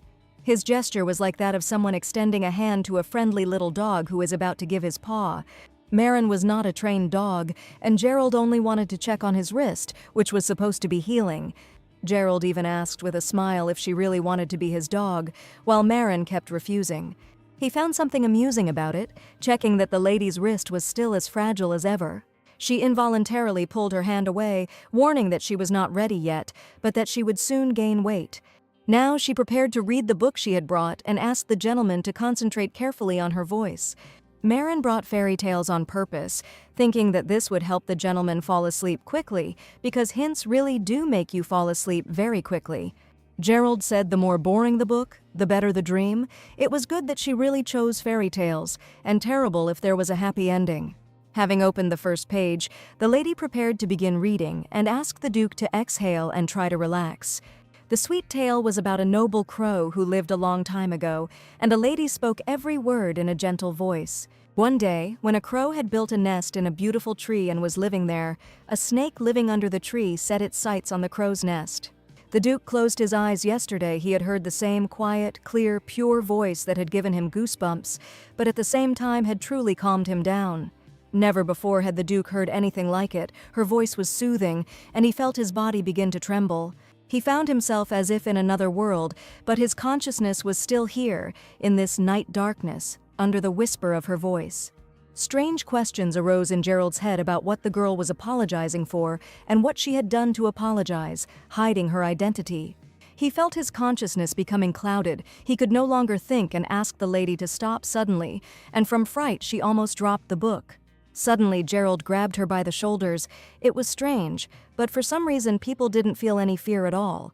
He leaned against her neck, so unexpectedly that she didn't even have time to understand anything, and it was clear that this woman had definitely done something to him. When Maren finally realized that the Duke was too close, she screamed in surprise, and Gerald even wondered if she had used poison, otherwise he would not have fallen asleep so easily. He leaned against her neck, smelling the clean grass washed with dew, the dry sunlight, and this, which he felt for the first time, the sweet scent of flesh. The Duke admitted he had made a mistake, but his behavior was so incomprehensible that even Maren could not believe it. Having decided to ask directly why the Duke was behaving this way, she wanted to know the truth, and it turned out that he really had dozed off.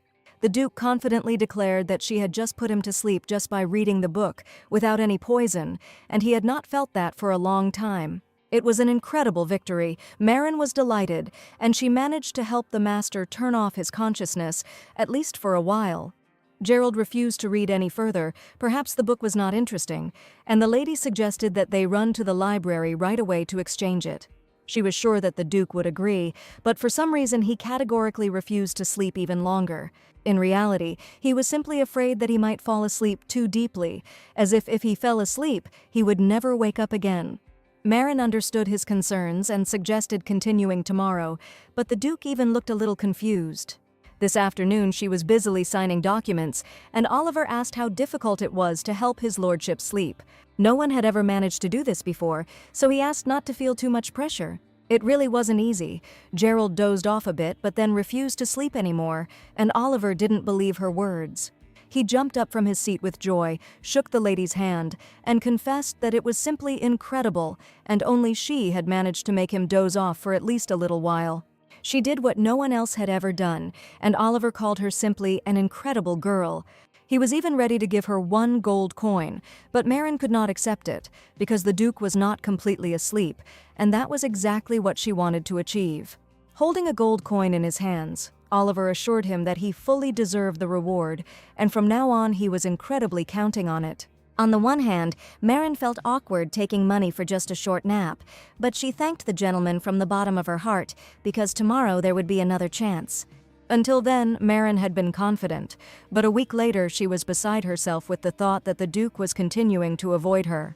Not understanding the reason, she tried to find an answer to the question of why the gentleman did not want to sleep and refused to see her. The lady finished the paperwork that was piling up like a mountain, chose many books to read to the Duke, and even had time left over to read books for herself. And today she stood again near the dark corridor, wanting to get to Gerald, who still refused to sleep. She declared to the entire corridor that sleep was a basic need, and how was the Duke going to live if his body was suffering and he was not sleeping?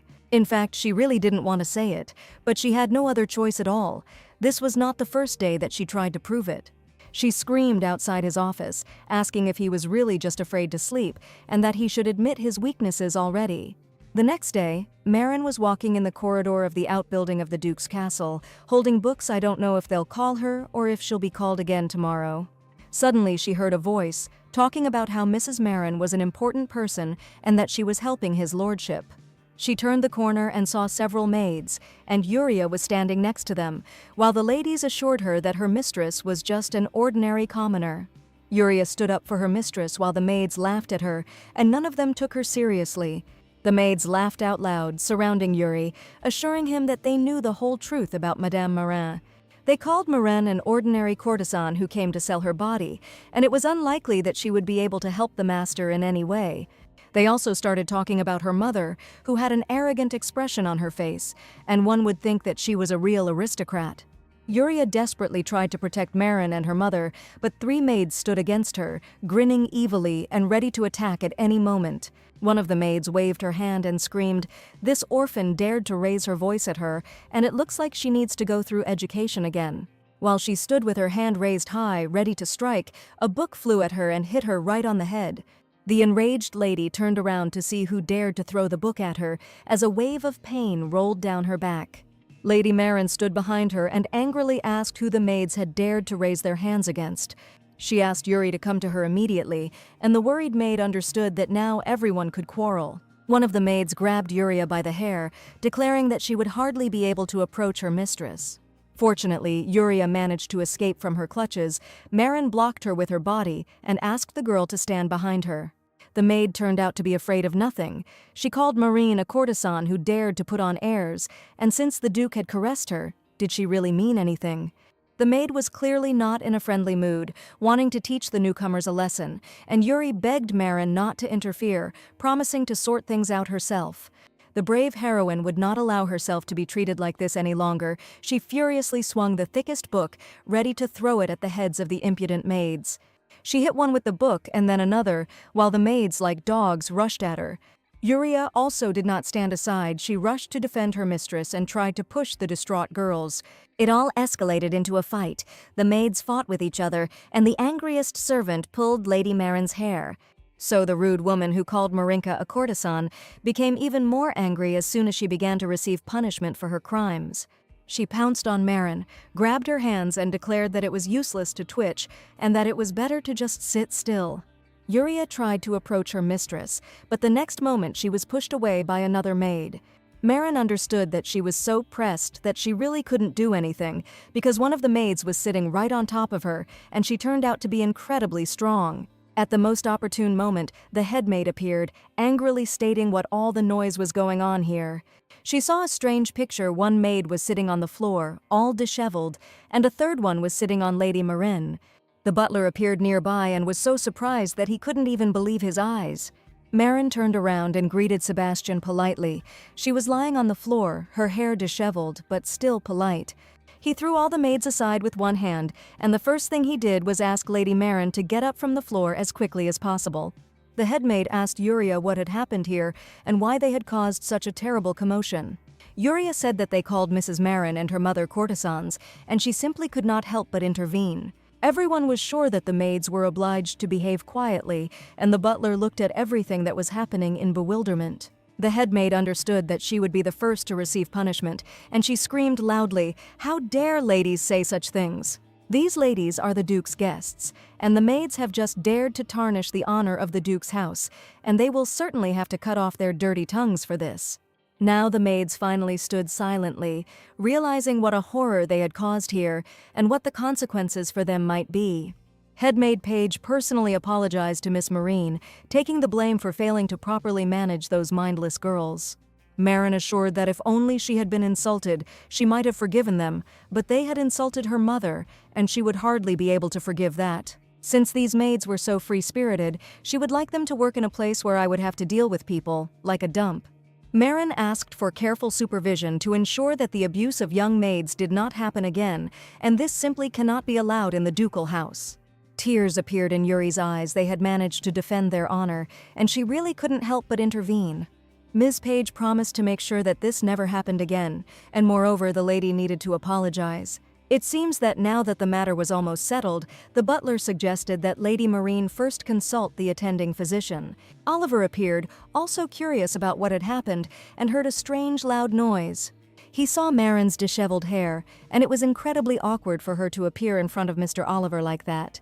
The gentleman had no idea what had happened here, but he asked Miss Marine to follow him. Right now, Mr. Gerald is calling her into his office to urgently talk about something. It seemed like it was not the best time to meet the gentleman, and as soon as she entered, Gerald asked what had happened, smelling a faint scent of blood. Marin said that she simply spoke a little with the maids using body language, and Oliver reported that the maid insulted her, and a fight broke out. No one tried to hide the fact that the maids insulted Miss Marine, calling her the Duke's courtesan, but they also insulted her mother. The Duke, without hesitation, ordered Oliver to cut off the maids' tongues, and Marin was afraid that it was really necessary to go that far. She admitted that she had already punished them by forcing them to work at the dump, and asked for forgiveness for taking action without first consulting his lordship. The Duke merely asked if she had won again, but the word again sounded too strange. The heroine realized that he really knew about the time she hit the impudent mayor, but that was not something she did all the time. The Duke noted that this happened then during the move and now, and it looks like he brought a real bully to this castle. His words sounded quite sweet, and a slight smile even appeared on Mr. Gerald's face, which always remained stern. He asked, "The lady must have looked quite something, and even despite his blindness, he felt everything." The gentleman approached the girl and, taking her hand, asked what she relied on to be so brave and desperate. Marin looked away and couldn't even find what to answer, because every time she felt very strange, and her heart was beating hard. Gerald ordered Oliver to provide the lady with new clothes and asked him not to misunderstand the meaning of this gift. Only more questions appeared in Marin's head, and she did not understand what kind of misunderstanding he was referring to now. He asked Oliver to go about his business, and the young man obediently listened to the will of his master. The first time, Marin wanted Oliver to take her with him, but suddenly Gerald asked what she was doing. "Isn't she going to work? And it seems like she brought some book with her again today." Holding it tightly in her hands, she asked if she could already begin reading, which she had been putting off for a long time. Suddenly the Duke, crossing his arms, declared that she could begin reading, and that he was not a coward at all. Marin didn't expect such a set, because all the previous days he categorically refused to even let her near the office. And did he really decide to go to bed now? And didn't even warn her about it. Just yesterday, she had screamed in the hallway that he was afraid to sleep, and Gerald had definitely heard her words, although all she had received in response was silence. In fact, she didn't think it would be audible even in the office, and everything indicated that the gentleman heard her every word while she angrily ran down the corridor. Smiling, the Duke suggested that she begin reading and check how things would be handled this time. The Saran Desert, located between the Oman Empire and the Sanders Empire, was the ancient home of thousands of species of bloodthirsty monsters. It was the duty of the Duke's House of Vines to contain the monsters that were pouring out of this desert into the Oman Empire to ensure the safety of all the people. It was a long time ago. The battle with the monsters was finally over, and all that was left was to return home, but some problems arose here. None of the scouts sent out to search ever returned, so the Duke knew they could move no further until they found the missing. There was still no news from Henders, and it turned out that the Lord and all his knights were caught in some unknown trap. They waited for some time, and finally some of the knights from the squad managed to find out the reason, and after a moment, all the scouts. The knight did not explain everything in words, and asked Mr. Gerald to see for himself what had happened to all the knights. The knights in armor stood before the monstrous flowers, fly traps of ominous beauty, which beckoned and confused their minds. One knight, the youngest of the company, wavered, curiosity, an ancient and powerful instinct, overcoming the caution instilled in him by years of training. He extended his steel-gloved hand, guided by an invisible force, and when his finger touched the velvety surface of the flower, the silence in the dense forest exploded with a monstrous roar. From the core of the bud burst a huge, bristling maw full of slime and decay. Gerald had originally ordered them not to act recklessly, so the knights returned as soon as they discovered this. The scent emanating from the flowers was incredibly sweet, it even stung the nose, and it was this ominous plant that intoxicated people. Gerald ordered everyone to immediately hold their noses, not inhale any air, and immediately retreat back to avoid falling into the clutches of the sinister monsters. This hellish flower had an effect on the charm. Gerald ordered the soldiers to be taken away and wait as far away from here as possible, but there were too many monsters to handle alone. It is unlikely that anyone can fight with one hand while holding their nose, and only the Duke, who promised to return soon, was able to do this. He assumed that where the flower's owner was located, there should be a center, and judging by the way they grow, they don't obviously protect it. Therefore, the Duke had to strike the sword into the very center of the flower so that all the other individuals would also die. Gathering all his will into a fist, Duke Gerald raised his sword above his head and thrust it into the very heart of the flower. A terrible scream rang out, piercing the silence of the forest. The flower shuddered in agony, the lifeless light dimmed, and the petals began to crumble, turning to dust. For a moment, there was a flash before his eyes as if lightning had struck, but even when he opened his eyes, the Duke realized he was still in darkness, and that was the very day he went blind. This time the gentleman managed to fall asleep again, and when he opened his eyes, he didn't even realize how much time had passed since Marin was here. Next to him sat Mr. K. He said that the Duke slept for about an hour, and all this time he was nearby. The dream was truly wonderful, 1 hour of sleep, and the body was already filled with energy. Freshness appeared in thoughts, and Marin was a strange, amazing woman, dangerous, who could either relieve pain or lock you in it forever. And now the gentleman was even less sure what to do with her next, and this was the first person in his life about whom he could speak in this way. Marin still looked disheveled from the fight, and she knew she needed to change as soon as possible. She looked simply awful, and it was no wonder that Oliver was so surprised when he saw her. Yuri's maid knocked on the door of the room, deciding to inquire if everything was all right with her mistress. The lady said that his lordship didn't even scold her, so there was no need to worry, and everything was fine with Yuri too. Unfortunately, this had happened to her many times before, so the lady was accustomed to bullying and ridicule from other maids. In a gentle voice, Marin called the maid by name and carefully took her hand so that she felt warmth and support.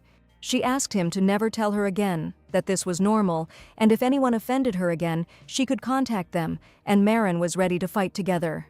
Yuria was incredibly grateful to her, both for her tender words and for the fact that she stood up for her. For Marin, gratitude was not so important, and she could not tolerate not only the fact that she was offended, but also the insults directed at her mother. Yuri even asked to address her informally from now on, as this incident had clearly brought them closer together. Even despite the age difference, the maid admitted that she would really like to communicate in a friendly manner. When Yuria looked at her like that, Marin could not refuse her, and the face of this sweet girl was very radiant. Yuria offered to pick out clothes for the lady, and she asked what meaning there was in a gift of clothes. But it wasn't exactly a gift. The conversation turned to mending, and instead of mending the clothes, they offered to buy her a new one. Yuria thought for a moment and replied that in the West, this really does have its own special meaning, and you could say that this person wants to possess you. Lovers often give each other a gift with exactly this meaning, and it means that this person wants to possess the other. Hearing this, Marin was in real shock and did not know how to react to the maid's words. Soon after this, Oliver asked the lady and her mother to come into the drawing room, but she had no idea why he was calling her. There was an elegantly dressed lady standing in the living room, and from her expensive dress it was clear that she was a real aristocrat. She greeted her politely, and Marin asked if she had probably come here for a reason. This girl's name was Idra Smil, a designer from the Gloria Atelier. The Duke commissioned her to make a dress for both of them, and she was the main character's personal designer. The ladies bowed politely. They were glad to meet the famous lady, but the mother was completely excited. She couldn't even imagine why the Duke had decided to call in a designer to make a dress especially for them. Marin asked if her mother was entitled to a dress too, and the lady replied that His Excellency the Duke had ordered a dress for both of them. It was a noble act on Gerald's part. The Duke not only thought of Marin, but he also took care of a dress for her mother. The lady had no idea that he had such a caring side, for the Duke was known for his cold heart. Marin told her mother that last time she helped His Excellency the Duke, and probably as a sign of gratitude, he decided to give her a dress. Taking out a measuring tape, the designer warned that measurements must be taken first. Marin stood motionless, waiting for the designer to walk around her, touching the fabric with light, almost weightless movements. Idra, a seasoned professional, silently assessed Marin's proportions, her posture, the curve of her shoulders. Her gaze conveyed a mixture of artistic vision and mathematical precision, for it was not only measurements that determined the beauty of the future creation. Idra thought that the lady was a commoner, since she didn't give her last name and even looked like a noble lady. Besides, since they told her to prepare at least 100 dresses for her, that meant something. Looking at Marin, she wondered if this might turn into an order for a wedding dress, and it was not for nothing that she was asked to keep her mouth shut. In that case, she couldn't miss this chance, and if she sewed a dress for the future Duchess, word would spread about her fading atelier. The lady decided to prove it with her best outfit, and if there were plenty of clients and orders, her studio would eventually become rich. The measurements were taken, and the designer suggested that Maren look at the catalog to choose a suitable outfit. Her mother wanted a winter dress, so Idra recommended a high-necked design made of thick wool. Pastel colors are definitely a good fit for Miss Marine, so she recommended the second design in baby blue. She seemed to see the dress even before the first piece of fabric was cut. The catalog contained many new styles that could not be found anywhere in the West, and Mother Maren was amazed that there was not a single unattractive dress there. She even offered to take several, but Maren was sure that one comfortable dress would be enough for her and asked her to recommend something for her mother. The designer even noted that everything happened just as His Excellency the Duke said. Most likely, the ladies would choose only one dress each, and he said that if that happened, he was going to buy the entire collection of the studio for a huge amount of money. Maren decided to look through the catalog again carefully so that the Duke wouldn't buy every dress in a row if she couldn't choose. After the fitting, Maren's head was in complete disarray because her life was changing too quickly. Food, money, a home, she already got more than she deserved, and now the Duke was going to buy her a bunch of dresses. She felt a little uncomfortable because all she could do for him was read stories to help him sleep. While she was choosing a suitable book in the library, young Mr. Zero approached her and asked if something had happened to the lady. He noticed that she looked a little upset and depressed, and something had definitely happened here. The boy asked if she shouldn't be happy. They say she spent the whole day choosing a dress, and he even heard this from Mr. Oliver. For some reason, her face did not at all express the happiness that should certainly be present on the face of a lady who will soon have the most luxurious outfits. The lady confessed that she was worried that all she did was accept the favor of His Excellency the Duke, and for her it was too much. Zero had already managed to think that something had happened, and the Duke probably had more money than the Emperor, and it was unlikely that Maren should worry about this. Trade with the desert is a monopoly of the ducal family, and he must have really had a mountain of money. Maren hadn't thought about this before she knew the Duke was a fairly wealthy gentleman, but she hadn't even imagined to what extent. No matter how rich he was, she couldn't do that, and she decided she needed to somehow repay him for everything she had received in this short time. Maren asked the boy how much stomach pain the Mandelson poison causes, and the young gentleman explained that it depends on the person, and each organism is individual. Maren had heard that the plant was also used as a medicine, so she became curious if there was another plant that could help relieve stomach pain. The young gentleman admitted that he could not give such advice, and he was certainly not a doctor who could answer such questions. Maren thought he knew about all the plants in the world, and indeed, there was some truth to this. There is a medicine that stops stomach pain, but it is not intended for this purpose, and does Maren really need it? Zero agreed to bring it only because he saw in Marin a good and kind person who wanted to help the Duke. She still decided to do it, although she doubted it for a long time, but unfortunately she had no other choice. The Duke needed help until the main character arrived, and the lady decided to test how dangerous the poison of this plant was by trying this method. Early the next morning, she went to the Duke's garden and immediately found that same dandelion, fragrant and still very young. There were large flower buds growing here, and it was necessary to squeeze out the juice and collect as many as possible. She stayed in the garden for a long time, and did not even notice when it became late, and right now she needed to quickly go to his lordship. There was no time for cooking, so Maren decided to simply eat the flower to test its effects on herself. On that mysterious evening, she stood before the venerable gentleman again and asked him to quietly close his eyes so that he could begin reading. Suddenly, Gerald sensed a strange smell coming from Maren, and his sense of smell was too sensitive. Gerald even smelled the scent of a chewed flower. It was truly incredible sensitivity, and Maren admitted that she ate some flowers. The Duke asked if Oliver was starving her, but he always took care of her, and the lady ate until she was full, admitting that she had simply tried the flower out of boredom. Gerald chuckled and said that he probably needed to try harder to keep the lady from getting such stupid thoughts into her head. Maren was ready to sink through the ground from embarrassment and decided to stop fantasizing. She began reading. It was a story about a mother who was widowed and lived with her kind and beautiful daughter. By a lucky chance, the kind mother met a handsome gentleman and soon fell in love with him. She hadn't even read one paragraph when she felt something strange in her stomach, and it was impossible to contain these sensations. Her stomach growled loudly throughout the office, and the Duke asked if it was really a fairy tale and that its content didn't sound very appealing. Marin insisted that it was a really kind story, but her stomach began to rumble louder and louder. A burning pain pierced her entire body. The lady fell to her knees, realizing that the Duke always valued order and silence, and then this happened. Marin had no strength to restrain herself. She abruptly stopped reading and rushed to the exit, asking the Duke for forgiveness. The rumble in Marin's stomach made the Duke laugh out loud, the thunderous sound of his laughter echoing throughout the office, causing the torches on the walls to shake. All the ladies he had met so far were trying their best to look innocent, and Marin had just run to the toilet and would probably be embarrassed to even look him in the face tomorrow, even though the floral scent was very pleasant. She ran into the room. Marin was ashamed as she ran from she heard the Duke laughing joyfully, and now she would hardly be able to look at him. She had no idea that while reading she would run headlong to the toilet, and all because of this damn flower. Ready to burn with shame, Marin blamed herself for everything and cursed why she had to eat this flower this evening of all days. Yuria entered her mistress's room, asking how she was feeling after seeing her running to the toilet. The assistant gave her some medicine for her stomach and told Yuria to take care of Marin, and that's how she found out that she was feeling unwell.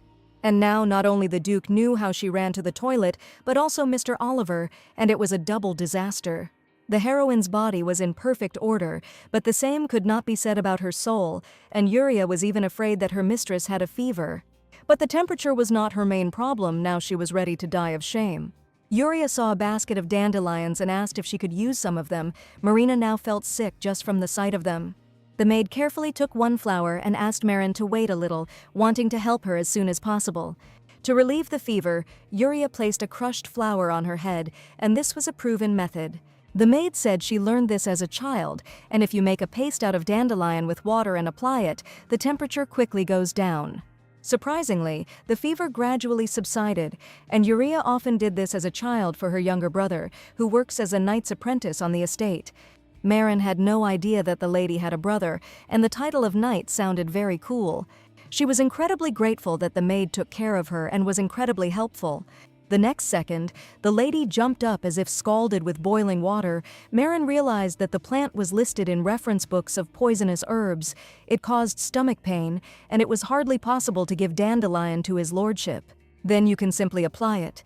Perhaps it will be effective, and there is a chance that Marin will be able to at least slightly ease his suffering. She thanked the maid for her attention, but Yuria was glad that she had managed to help her mistress. What can you do? Marin's condition really was too strange, and it was not for nothing that the assistant told me not to take my eyes off her for a second until tomorrow. The next day, the lady arrived at the gentleman's office, still feeling ashamed after yesterday's escape to the toilet. The Duke was even surprised that she had actually come, admitting that yesterday she had made him incredibly happy. Marin pretended that nothing had happened yesterday, and the Duke still continued to laugh at the situation. Today, before reading a fairy tale, the lady decided to ask him for one thing, and Gerald asked why he should fulfill her requests. The heroine asked him to trust her, but to do so she would have to touch the Duke, and she asked for his approval. Hearing this, a certain embarrassment appeared on Gerald's face, and he asked the lady to repeat it again. He must have thought how dare she touch him, being a commoner, and Marin wanted to explain before he misunderstood her even more. She assured him that this was not at all what he thought, but the Duke was already slowly approaching her. Gerald came too close to her and asked if she was warning him that she was going to attack him right now. Marin blushed like a ripe tomato and looked at the gentleman with surprised eyes. The majestic young man in a dark velvet robe smiled tenderly and was probably expecting an answer from her. At first, she didn't even understand what to answer him, and the Duke's question sounded too immodest. She insisted that she was in no way going to attack him, but she had just spoken of a light touch. On a small table lay a mortar with ground dandelions, and on a tray there was a white rag.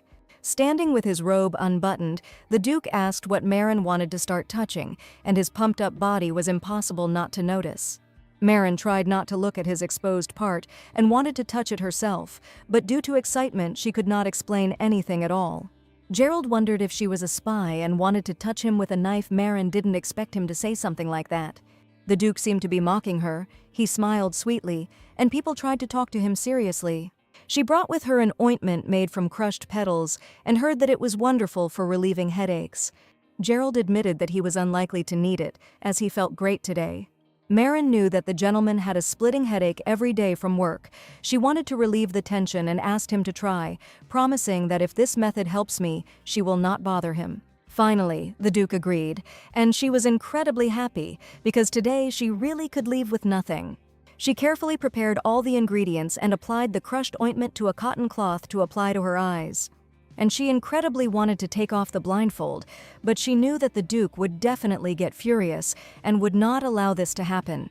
They say that to get rid of a headache, you need to cool the heat that has accumulated in the eyes, but the Duke was perplexed. Didn't folktales say that this ointment should not be applied to healthy people? If they say it's useful, you can just sit quietly, and was Gerald really afraid that she had thought up some kind of trap because he called her a spy every time? Marin assured him, but in no way did she want to harm him. She just wanted to help him relieve a severe headache and eye strain. As trite as it may sound, even with this plant in front of his eyes, he remained incredibly beautiful.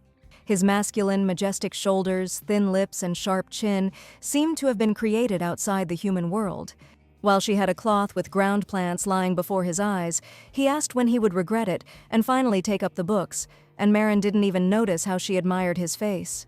She began reading again in a soothing, gentle voice, hoping that this time the plant would help the gentleman feel at least a little less terrible. While reading the stories aloud, she noticed that as soon as she reached the last line of the story, His Excellency would instantly fall asleep. That's probably why she was constantly looking for stories that were at least a little longer, so that he would continue to sleep while she was reading them, and not wake up literally after a few minutes. When she finished reading the story, she wondered if the gentleman was sleeping soundly today, and she needed to remove the bandage. She carefully approached him and carefully removed the cloth with plants from his face, but at that moment the Duke still woke up. He grabbed her hand abruptly and asked in surprise what it was, or rather what kind of herb she had applied to his eyes. Gerald was genuinely surprised and wanted to know the name of the herb that Marina had decided to try today. She didn't try to hide it. They were weeds from the Duke's garden, and it was the same thing she had eaten yesterday. Gerald guessed it right away by the smell, and his sense of smell was simply amazing, because he really was not mistaken. The Duke asked with interest what the weed was called, and whether it really helped him relieve his headache. Marin said it was a plant with a yellow flower, and its name was Mandelson, and this plant was located right in the Duke's garden. After losing his sight, the gentleman began to wear a bandage to protect his eyes from irritation, but with his eyes closed and open, any touch, even the lightest, burned him. However, today, for the first time, he did not feel the terrible burning sensation the grass slowly soaked into the bandage covering his eyes. It had been touching his eyelids for a long time, but the Duke did not feel any pain at all. It was the first time since losing his sight that he had experienced any pleasant sensations in his eyes, and indeed the irritation and headache slowly subsided. Having sent Marin to bed, he immediately called his assistant early in the morning, wanting to tell him what had happened. Zero entered the office with a disgruntled face and wearing a cute panda night mask, asking why the Duke had decided to wake him up so early without letting him get enough sleep. This charming young man with snow-white hair seemed to be that same boy, the alchemist Zero, his adult version. The assistant asked Zero to speak more quietly, but the young man was indignant the Duke had problems with his vision, not his hearing, and calling everyone together in the middle of the night was the main problem. He addressed the gentleman informally, and Zero said that if he didn't like something, he could fire him, and when he returned home, he too could receive the title of Duke. While they were engaged in a verbal altercation, Oliver stood calmly and wanted to know why Gerald had decided to call them. The young man said that Mr. Zero had not slept for 3 nights developing a new medicine for the master, and he dared to address him like that. And that's why Zero is so irritable now. He hasn't slept for a long time, and the young man rushed to Oliver, who all this time had to keep silent about his secret. Gerald noted his loyalty, but didn't show that he was surprised at how desperately Zero tried to help him. The alchemist admitted that he would like to make olive oil out of the Duke, and if he had any questions, it would be better to ask them quickly, but he was incredibly sleepy. Gerald decided to ask about the plant that Marin had applied to his eyes that evening. Zero said that recently many people have been interested in this weed, and it wasn't Marin who was interested in it, or by chance, because it was unlikely that anyone else would have asked about it. Gerald called her temporary, and even the alchemist was told that the Duke addressed her in exactly this way, and it really turned out to be true. A slight smirk appeared on the alchemist's face, and he asked if Gerald really liked this girl so much. How about giving her to him? For the Duke, this lady was not a thing, even though he still does not call her by name. Gerald stated that Zero was completely missing the point of what he was saying, as the boy stood there in bewilderment. And the next phrase struck the alchemist incredibly strongly, because the master admitted that the temporary had long belonged to him. The guy who never succumbed to the temptations of countless noble ladies now calls some girl his own. Oliver and the alchemist exchanged glances. This guy had never said anything like this before, and it was the first time they had heard such words from the gentleman. And that meant only one thing: things would definitely be interesting in the future, and Zero remembered that conversation. Soon he called Marin for a conversation. The gentleman warned her about an important matter, so she came without hesitation. He probably called her because of that plant called Mandelson, and maybe he wanted to ask her more about it. Judging by the fact that the Duke had remained silent even when she arrived, it seemed there shouldn't be any problems. By the way, perhaps because he sits in a lonely, dark room all the time, his skin has become much whiter than most other people's. Marin hoped that everything was fine with his health. He hardly sleeps and does not see sunlight, and this has a bad effect on his health. He admitted that the lady had done a lot for him during this time, so he decided to give her a reward and asked what she wanted to wish for. This was too sudden a development of events, for which even the heroine herself was not quite prepared, so she looked at the gentleman in surprise. His sudden proposal made her nervous, and she asked for some time to think. Gerald counted slowly to make the lady think faster, but the faster he counted, the more panicked she became. When he counted to 3, Marin cried out that she wanted to go for a walk, and the Duke even asked again whether she really wanted it or if she had thought it wrong. The Duke jokingly said that they say dogs need to be walked once a day, and apologized for not having noticed this before, and at their first meeting he called Marin a little dog. The walk was like physical exercise. The lady thought it would be good for the Duke to take a walk. It was night now, and perhaps he would want to try to go outside at least for a short time. Gerald was surprised and asked if she really thought his body, as strong as steel, needed exercise. Marin just thought about his pale skin and how he always sat in his office, and she could have said she had simply misspoke. It was for this reason that the gentleman found the temporary one so interesting, because any other could have asked for money, jewelry, or dresses. Therefore, without hesitation, he admitted that he was ready to fulfill her wish right now, and even got up from the sofa to go outside. Turning his head in her direction, the gentleman quietly suggested that they take a walk on a mysterious night, but Marin didn't even say that she would like to go with him. Moonlight illuminated the ducal castle, and in front of it lay a field of dandelions, swaying in the light night breeze, illuminated by the cold glow of the moon. Marin was incredibly delighted, and she saw this incredible sight for the first time at night. She often came here for flowers, but only now did she realize how beautiful this place was. It was wonderful not only during the day, but also at night. The night air was cold, the lady was glad, the Duke clearly enjoyed the walk, and the fact that he leaned on her shoulder instead of a cane did not even cause discomfort to anyone. Walking at night was a new and pleasant experience for Gerald. Even the streetlights didn't bother him, and after using the plants, this advice didn't bother him at all. Suddenly he lowered his hand and moved forward, while Marin remained behind, and she even became a little scared, because it was dangerous for the Duke to walk alone. The moonlight, thrown over the earth like a silver blanket, did not penetrate his eyes. Raising his head to the sky, he inhaled the cool night air. Suddenly he began to untie the black bandage, something he had never done in front of Marin before. And so, before her appeared his blindness, not the ugly, disease-disfigured emptiness that she subconsciously expected to see. No, it was a snow-white, enchanting blindness, like 2 pieces of lunar ice frozen in his eye sockets. Marin looked, enchanted, unable to look away. This was a different kind of beauty, not earthly, otherworldly. Snow-white and silver eyes, like the eyes of a fairy born from white snow. There was no darkness in them, only a dazzling light. Marin looked at him, and the Duke, holding a black bandage in his hands, asked if she was really afraid to see him like this. He came closer to her and asked her next question, whether she felt disgust when she saw his true form. Gerald was sure he looked like a real monster. She felt a shudder run through her whole body, a wave of warmth spreading in her chest. If this is not so, why did she retreat then? But the lady admitted that his eyes were insanely beautiful. Gerald didn't expect to hear a compliment, and he was sure that Marin would run away in horror from what she saw. The heroine's face lit up with genuine happiness, and she admitted that she was surprised by his unearthly beauty. He came even closer to her, ran his hand over her cheek, and whispered that he was incredibly sorry about only one thing.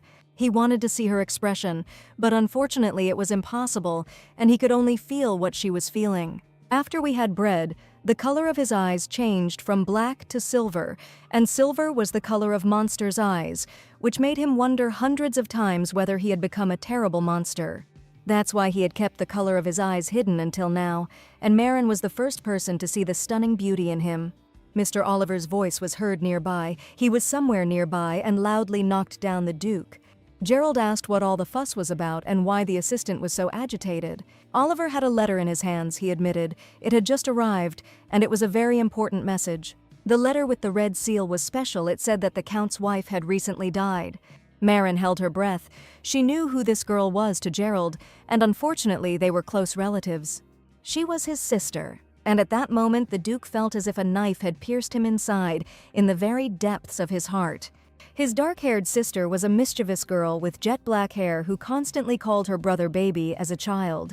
At that time, the young master did not like that his sister addressed him as a little child, and he really wanted to grow up as soon as possible. Gerald was short, and his sister often made fun of him because he didn't even reach her waist, which is why she called him baby. The young gentleman frowned and promised every time that he would no longer play with his little sister, even when she offered him candy. She knew the young gentleman's character very well, and she was sure that he would not regret looking at something that she brought him this time. It was a huge candy, similar to a fluffy cloud, or rather pink cotton candy, which the sister plucked from the sky especially for her brother. The girl laughed because she was ready to do anything for her little brother, even get real stars from the sky. Extending her little finger, she asked him to promise that her brother would continue to play with her and would never be offended again. Their relationship was very close. The sister loved her brother incredibly when they were children, and they were always together. However, the day when Gerald had to keep the promise he made to his sister never came, and unfortunately, it turned into a real horror. This happened because the secret of blood manifested too early. Even a quiet sigh hit the ears, as if the eardrums were about to burst, and I didn't understand anything. Little Gerald just covered his ears with his hands and cried. The sister didn't understand why the parents didn't go to comfort Gerald when he was in so much pain, but unfortunately, they couldn't do it. The boy lay on the floor and cried bitterly from the unbearable ringing in his ears. He was in incredible pain, and his sister just wanted someone to come to him, hug him, and console him. The gentleman was only 5 years old when he first began to experience the torments of hell, and unfortunately, he had to cope alone. From that day on, he was locked in a huge tower and lived alone. Having learned from his father about the secret of blood, he devoted himself entirely to the practice of controlling the 5 senses. As a result, the time spent in complete solitude became much greater than the time the young master spent with his family. Gerald, who used to laugh a lot and be lively, suddenly became completely emotionless, cold and lonely. One day, while thinking about loneliness, he heard a painfully familiar voice, giving him goosebumps, which affectionately called him baby. He couldn't help but recognize it, because throughout his childhood it was this voice that supported him in difficult times and was always there. It was his grown-up sister, who now knew everything about the family's secret, and also about her younger brother's condition. She also knew very well that the young master could hear her voice even from afar, and there was absolutely no need to approach him. My sister told me that her father had gone too far.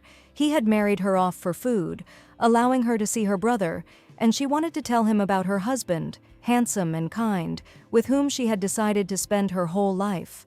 The sister promised to live well and asked Gerald that as soon as he managed to get out of the huge tower, she was really looking forward to seeing him in the south.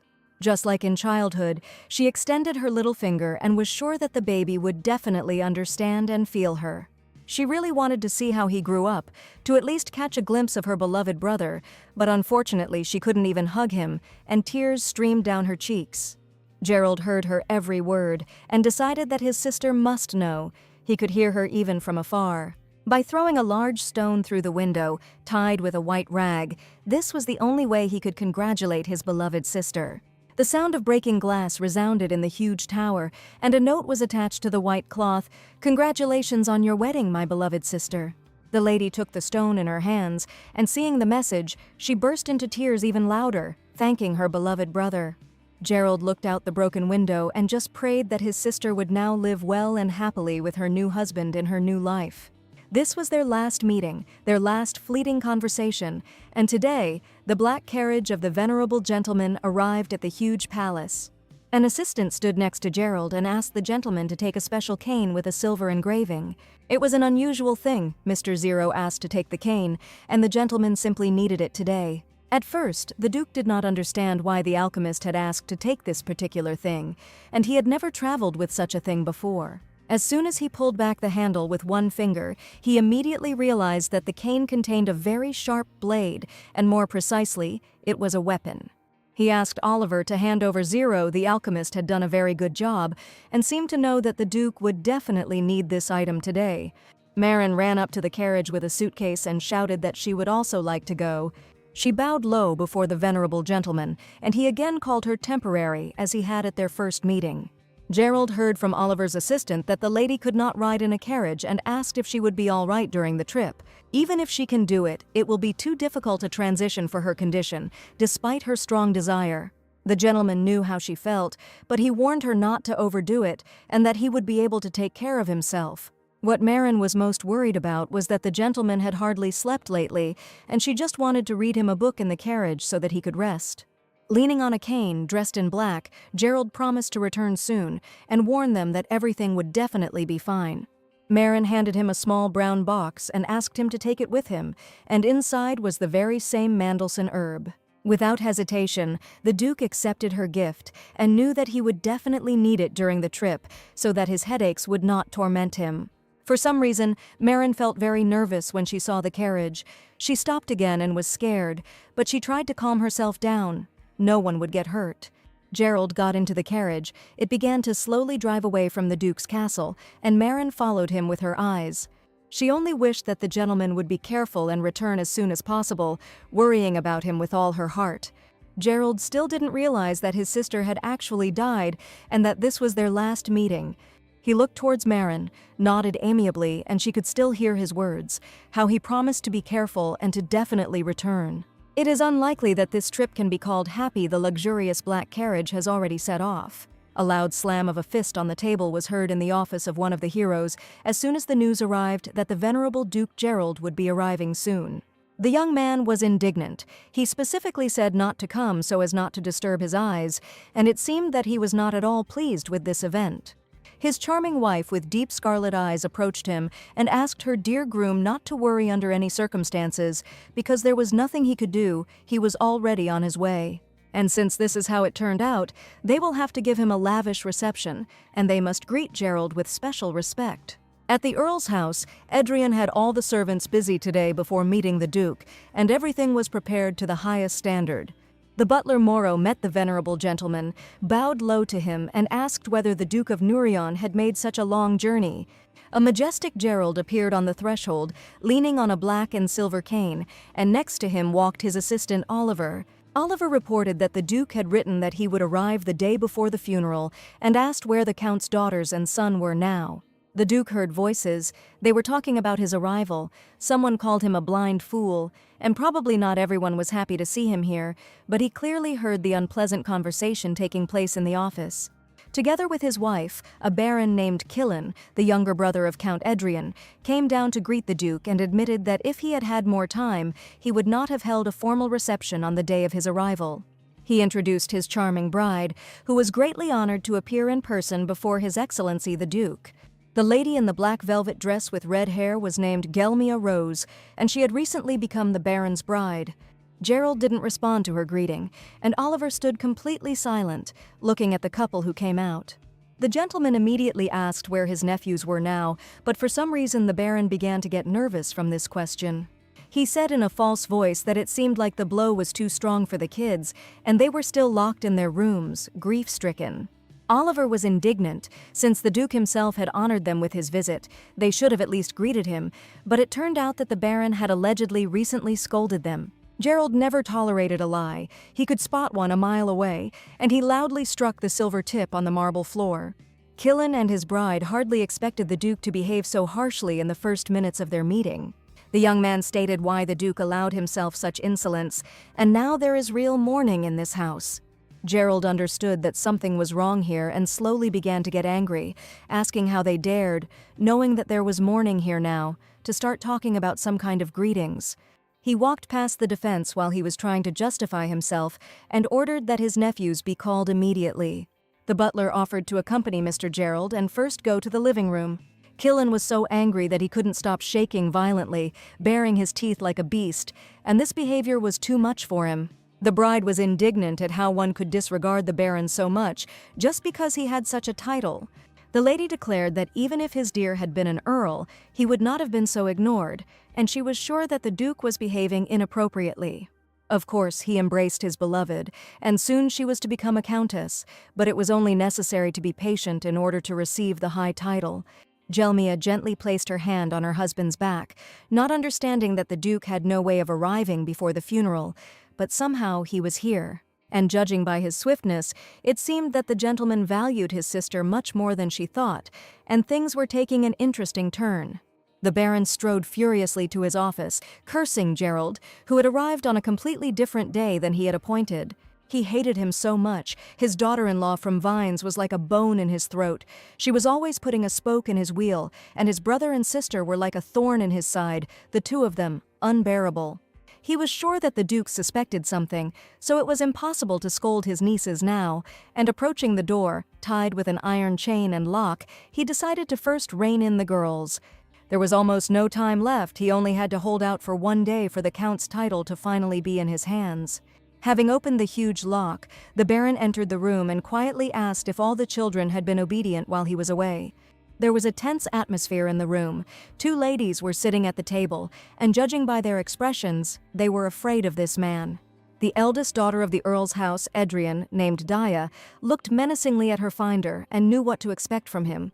The second daughter, named Garnet, sat next to the girl, who was shaking with fear at the sight of this man. He asked why no one had greeted him, since his uncle had come in and was demanding different attention. Garnet called this man a demon. He locked them here under a huge iron lock and hid the younger boy somewhere. There was not a drop of pity or sympathy in this man, and he turned to the lady with all his anger, asking why she dared to talk to him like that at all. Dia asked her sister not to interfere and was ready to resolve the issue herself so as not to see this man's anger. He said that today he was ready to let it all go, but promised that next time this would definitely not happen. The gentleman reported the arrival of Duke Vines, and Dia understood that only this man could become their salvation. She couldn't even believe her ears. Could the Duke really have come here? For many years he had been in a huge tower and had never gone anywhere. The Baron warned that before the Duke they must return to their previous good attitude towards each other, because once upon a time everything really was fine between them. Dia knew she would have to listen to his will, but in reality, it was all just one huge hypocrisy. Clenching her fragile fist tightly, she asked that if he kept his promise and showed her the boy named Ferrito tomorrow, then she would fulfill his request. Everything depended on how the ladies behaved in front of the Duke.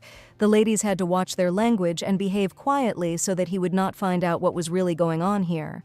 He ordered everyone to dress up as beautifully as possible for dinner today and go down to greet the Duke and be nice and charming. Garnet screamed angrily, asking if her sister had gone crazy and why was she humiliating herself like that in front of this demon. Dia understood that this was the only chance, otherwise her uncle might not let them see Ferrito at all. Unfortunately, this was the cruel truth, and the little girl with green eyes asked her sister if they could really meet the young master. She promised to definitely see him, and the little girl really wanted this day to come as soon as possible. She asked her sister if His Grace the Duke could help them, and there was indeed some truth in her words. Garnet was outraged. The Duke never visited them, and she considered him a complete stranger. Even their uncle, with whom they were close, managed to betray them, and could a person who lived his whole life as a stranger really help them in any way? The little girl with sad eyes admitted that her mother always said that, but she believed that somewhere there was help for their family. Mr. Gerald Vines was actually here for the first time, and none of them knew what kind of person he was. Mother always said he was a real protector who could one day come and help them deal with bad people. It happened about 2 weeks ago. A cheerful boy with dark gray eyes and a happy face approached his little sister. Mom and Dad promised him a birthday present, and he wanted them and Daya to choose it together. This boy's name was Farito, and his mother was already waiting for him in the carriage to choose the best gift for his birthday. He promised his sister that he would return soon, and at that moment the family was incredibly happy to be with each other.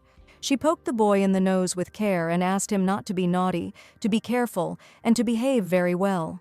This was their last meeting. The bodies of the parents were found, but the boy Farito disappeared without a trace after the tragedy. Daya had to find her brother. She needed help, and first of all she turned to her father's vassals, but many only avoided her. She managed to find out the fate of some. Daya didn't understand why everything was happening so strangely, why her mother had gotten into a tragic accident, and she had only one option left: to turn to her uncle. Killen, seeing the lady, asked why she was so pale and whether she needed a doctor's help. Daya said that the vassals do not answer her questions, they avoid meeting, and no one is looking for her little brother, and she needs help. Everyone was silent. Daya seemed to be meddling in something that wasn't her business, and her uncle declared that now she had to understand why the vassals were avoiding her and whether nothing had really gotten through yet. He warned her that she needed to sit quietly until the funeral, and if she wanted to see her little brother Farid, who had disappeared without a trace. Only now did Daya realize that this terrible man had hidden the boy somewhere and probably didn't want him to tell all the details of the tragedy. Without thinking, he slapped her across the face, making it clear that she should not dare to behave like that again. Killen hissed angrily. The lady better watch her tongue, and asked her to immediately go up to the room with the younger one. And if she behaved quietly, perhaps he would bring little Farito to her, alive, safe, and sound. She had no choice but to become obedient, and then she might have to see her brother. To do this, she needs to listen to this man, not make noise, and sit in her room as he ordered. He locked them with an iron chain, closed a huge lock, and Daya missed her mother incredibly and remembered her with tears in her eyes. When Daya was still a child, she asked about her mother's brother and really wanted to know why he didn't visit them. Mother said that the Vines family had too many enemies, they were protecting their family and the baby, and even if he wanted to, he couldn't come. She always repeated that no matter what happened, the little girl must remember one thing: the Grand Duke's house would be saved, and this man would definitely protect them. She told the same story to her little sister, and they were sure that this man could help them. His Grace Duke Vines, who has not even responded to the letter sent all this time, how can he stand as a defender? Somewhere deep down, Daya really wanted him to help them, but on the other hand, she didn't believe at all how a stranger could protect their family. Gerald was incredibly eager to deal with Killen immediately, but he knew that the time was not yet right. His hidden assistant Kai had been tracking him for a long time, and soon he should have exposed him, and it was only necessary to wait a little. Oliver reported that the younger Viscount Killen was making good arrangements for the funeral tomorrow, and it was said that most of the southern aristocrats had not received the notice. That was not all, and from Oliver's gloomy face one could understand that there was still some terrible information. The body of the Count and Countess was so badly damaged that they were cremated immediately, but Gerald couldn't believe it. It was completely reckless, and the Duke found out that the Baron had only dared to desecrate the memory of his family, and he did not care at all. Meanwhile, at the Duke's castle, Vines Marine looked at the map. The Duke had covered the enormous distance in less than a week, and even at a fast pace the journey would have taken at least 10 days. She couldn't stop thinking about how the Duke was feeling now. He didn't like noise, and how he would put up with all this, and the dandelion tincture had probably already gone bad. The main problem was that the gentleman hadn't slept at all, and Marin still blamed herself for not going with him. She promised that he would get some sleep, but she couldn't even get into the carriage, feeling pathetic for the first time in a long time. While she was sad, a respectable gentleman with long white hair appeared in the library and asked why the lady had such a serious face. She saw this man here for the first time and looked at her new interlocutor with surprised eyes. The noble youth introduced himself as Zero's older brother, Jeromian Rodel Sant. Now the heroine understood who Mr. Zero was. He just said Sant, and it was that same northern ducal family. Why would the hereditary duke from the north be in the west? This information was not even in the original, and the young man asked if there was something on his face. The lady laughed and replied that the gentleman was so similar to Zero, and that was why she couldn't help but look at him all this time. Marin even forgot to introduce herself, and then she gave her name, and the gentleman really hoped for mutual cooperation.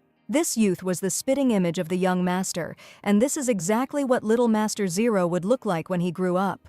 Jeromian knew his worth very well. He considered himself an incredibly attractive young man, or rather the most handsome in the Empire. Even Marin saw such a charming, handsome man for the first time, bright and gentle at the same time. He was even a little confused by the compliments, but Marin was sincere in her words, and yet she still hadn't answered his question. The gentleman asked what she was so worried about and whether something had happened during the venerable gentleman's departure. Without hiding it, the lady said that all this time she had been thinking about the Duke, and thoughts about him simply did not leave her head all day. The young man noted that it seemed like this guy really did excite her too much, and even Marin herself somehow didn't suspect it. She denied it definitely couldn't be, and Jeromian saw how funny everything was developing between them. But her sincere feelings could not be hidden, just like the awkward blush that appeared on her face. The strongest and most reliable hero of the Empire, he would pass through all trials and find happiness, and Marin was sure there was no need to worry about him. No matter how hard she tried to pull herself together, Mr. Gerald would not leave her mind, and this became even more evident when he left. Standing in the stable, Marin carefully stroked the muzzle of the snow-white horse, which felt her warmth and care. The lady wondered how much she would have to hone her skills to reach the heights of Count Edrian, and whether she would ever be able to soar upwards with the same ease. The horse nuzzled her cheek with its nose, as if it sensed that Marin was worried about something. The lady laughed. The horse began to lick her face. It really comforted her, and it's not surprising animals feel when people are sad. The noble butler Sebas appeared in the stables, and as usual he looked luxurious in his elegant black jacket with a bow tie. She didn't expect to meet him here, and when she asked what brought the butler to the stables, he simply wanted to think about something in silence. Ever since he was a knight, he had often come here when anxiety tormented his soul, and today, out of old habit, he looked in here again. The butler's face was clouded with concern. Something must have happened, but Marin immediately understood his worries. Every day he carefully looked after the snow-white horse, and it was noticeable. The horse felt just great, and despite his advanced age, his coat was shiny and he was full of strength. This horse belonged to a young lady. He was the favorite animal of Countess Edrian, and it is evident how much care is taken of him in the Duke's house. The Countess loved horse riding, and she often begged her butler to teach her fencing skills. Due to his duties as deputy commander of the knightly order, the butler was constantly busy, and he had almost no time for lessons. The Countess must have been a very active person, and the man admitted that indeed, this girl was a real daredevil. The man's heart still ached terribly from everything that had happened, and Marin decided to let him be alone with his memories of the Countess. Sebas noticed her sad face and was ready to listen to Marin, who admitted that if she rode even a little better, she might be able to accompany the Duke on this trip. The butler was surprised that these were the thoughts that had been visiting her all this time, and that she was truly incredibly worried about him. Marin seemed to be in some kind of bewilderment, not understanding what use she could be, but she really wanted to help. After her words, the butler unexpectedly offered to teach her horse riding, and Marin immediately agreed with great pleasure. She was only afraid that she would take up too much of the gentleman's time, but he kindly replied that it would not be difficult for him. When the Countess asked, he regretted that he could not devote enough time to her and did not want to experience such regrets anymore. And it would be nice if Marin also learned fencing for self-defense and had an interest in it. It was never too late to learn, and the butler was confident that if Marin mastered this art, it might one day be of use to his lordship. It was simply wonderful to learn skills from a man who was once a knight, and the lady promised to study hard so that the butler would not regret his decision.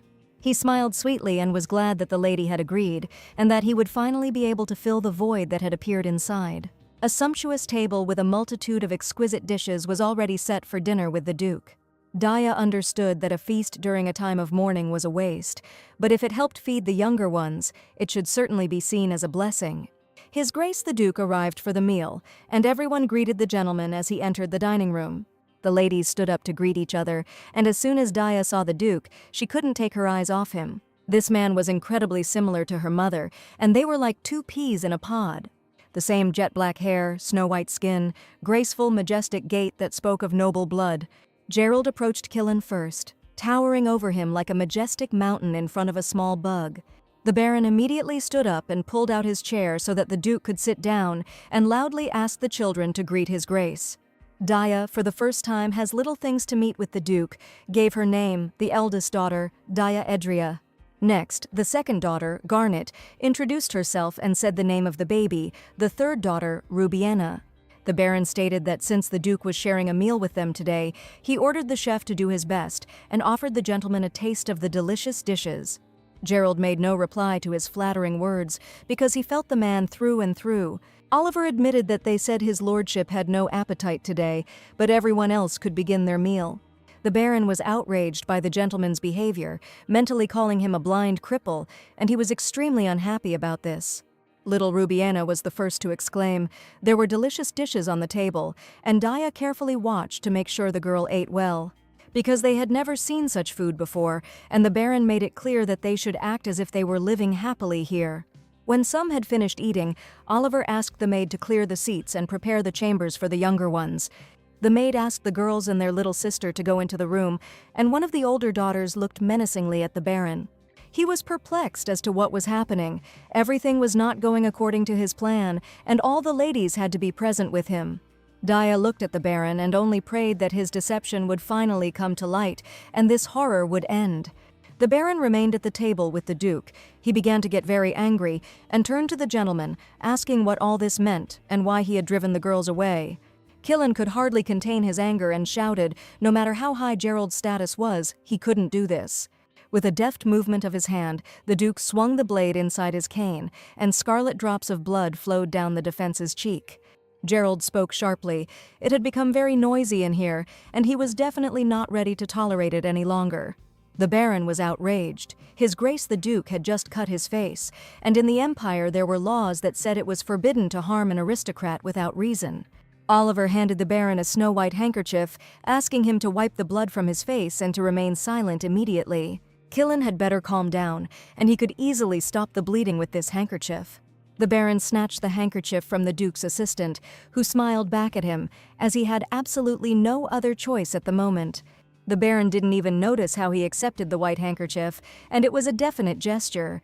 And only in the next second did he realize that a white handkerchief was not accepted without reason, and this meant only one thing. Taking a sharp blade from his cane, the Duke confidently declared that if the Baron accepted the handkerchief, it meant he agreed to the duel. Gerald had long thought out this plan to punish the Baron for all his terrible actions, and was ready to deal with him as soon as possible. The ladies left the dining room, but Daya clearly heard the word duel, wondering what was going on there. She decided to see everything with her own eyes and asked her sister to take care of baby Ruby. Garnet understood her, but asked her to come back and be sure to tell everything that was currently happening between the Duke and the Baron. Oliver insisted that she come back, as it might not be the most pleasant sight for her tender eyes, but Daya begged to be allowed to stay. In a few months she would already be a grown lady, and she was ready to take on greater responsibility. And as the eldest daughter of Count Edrian, Daya herself wanted to see with her own eyes what was really going on in this mansion. The Baron shouted loudly. The Duke had deceived him, and the challenge to a duel was invalid. He saw the lady enter the dining room again, which meant that she definitely saw him not consenting to this duel. Daya declared loudly. She had seen with her own eyes how the Baron received a white handkerchief and heard the announcements of His Grace the Duke about the upcoming duel.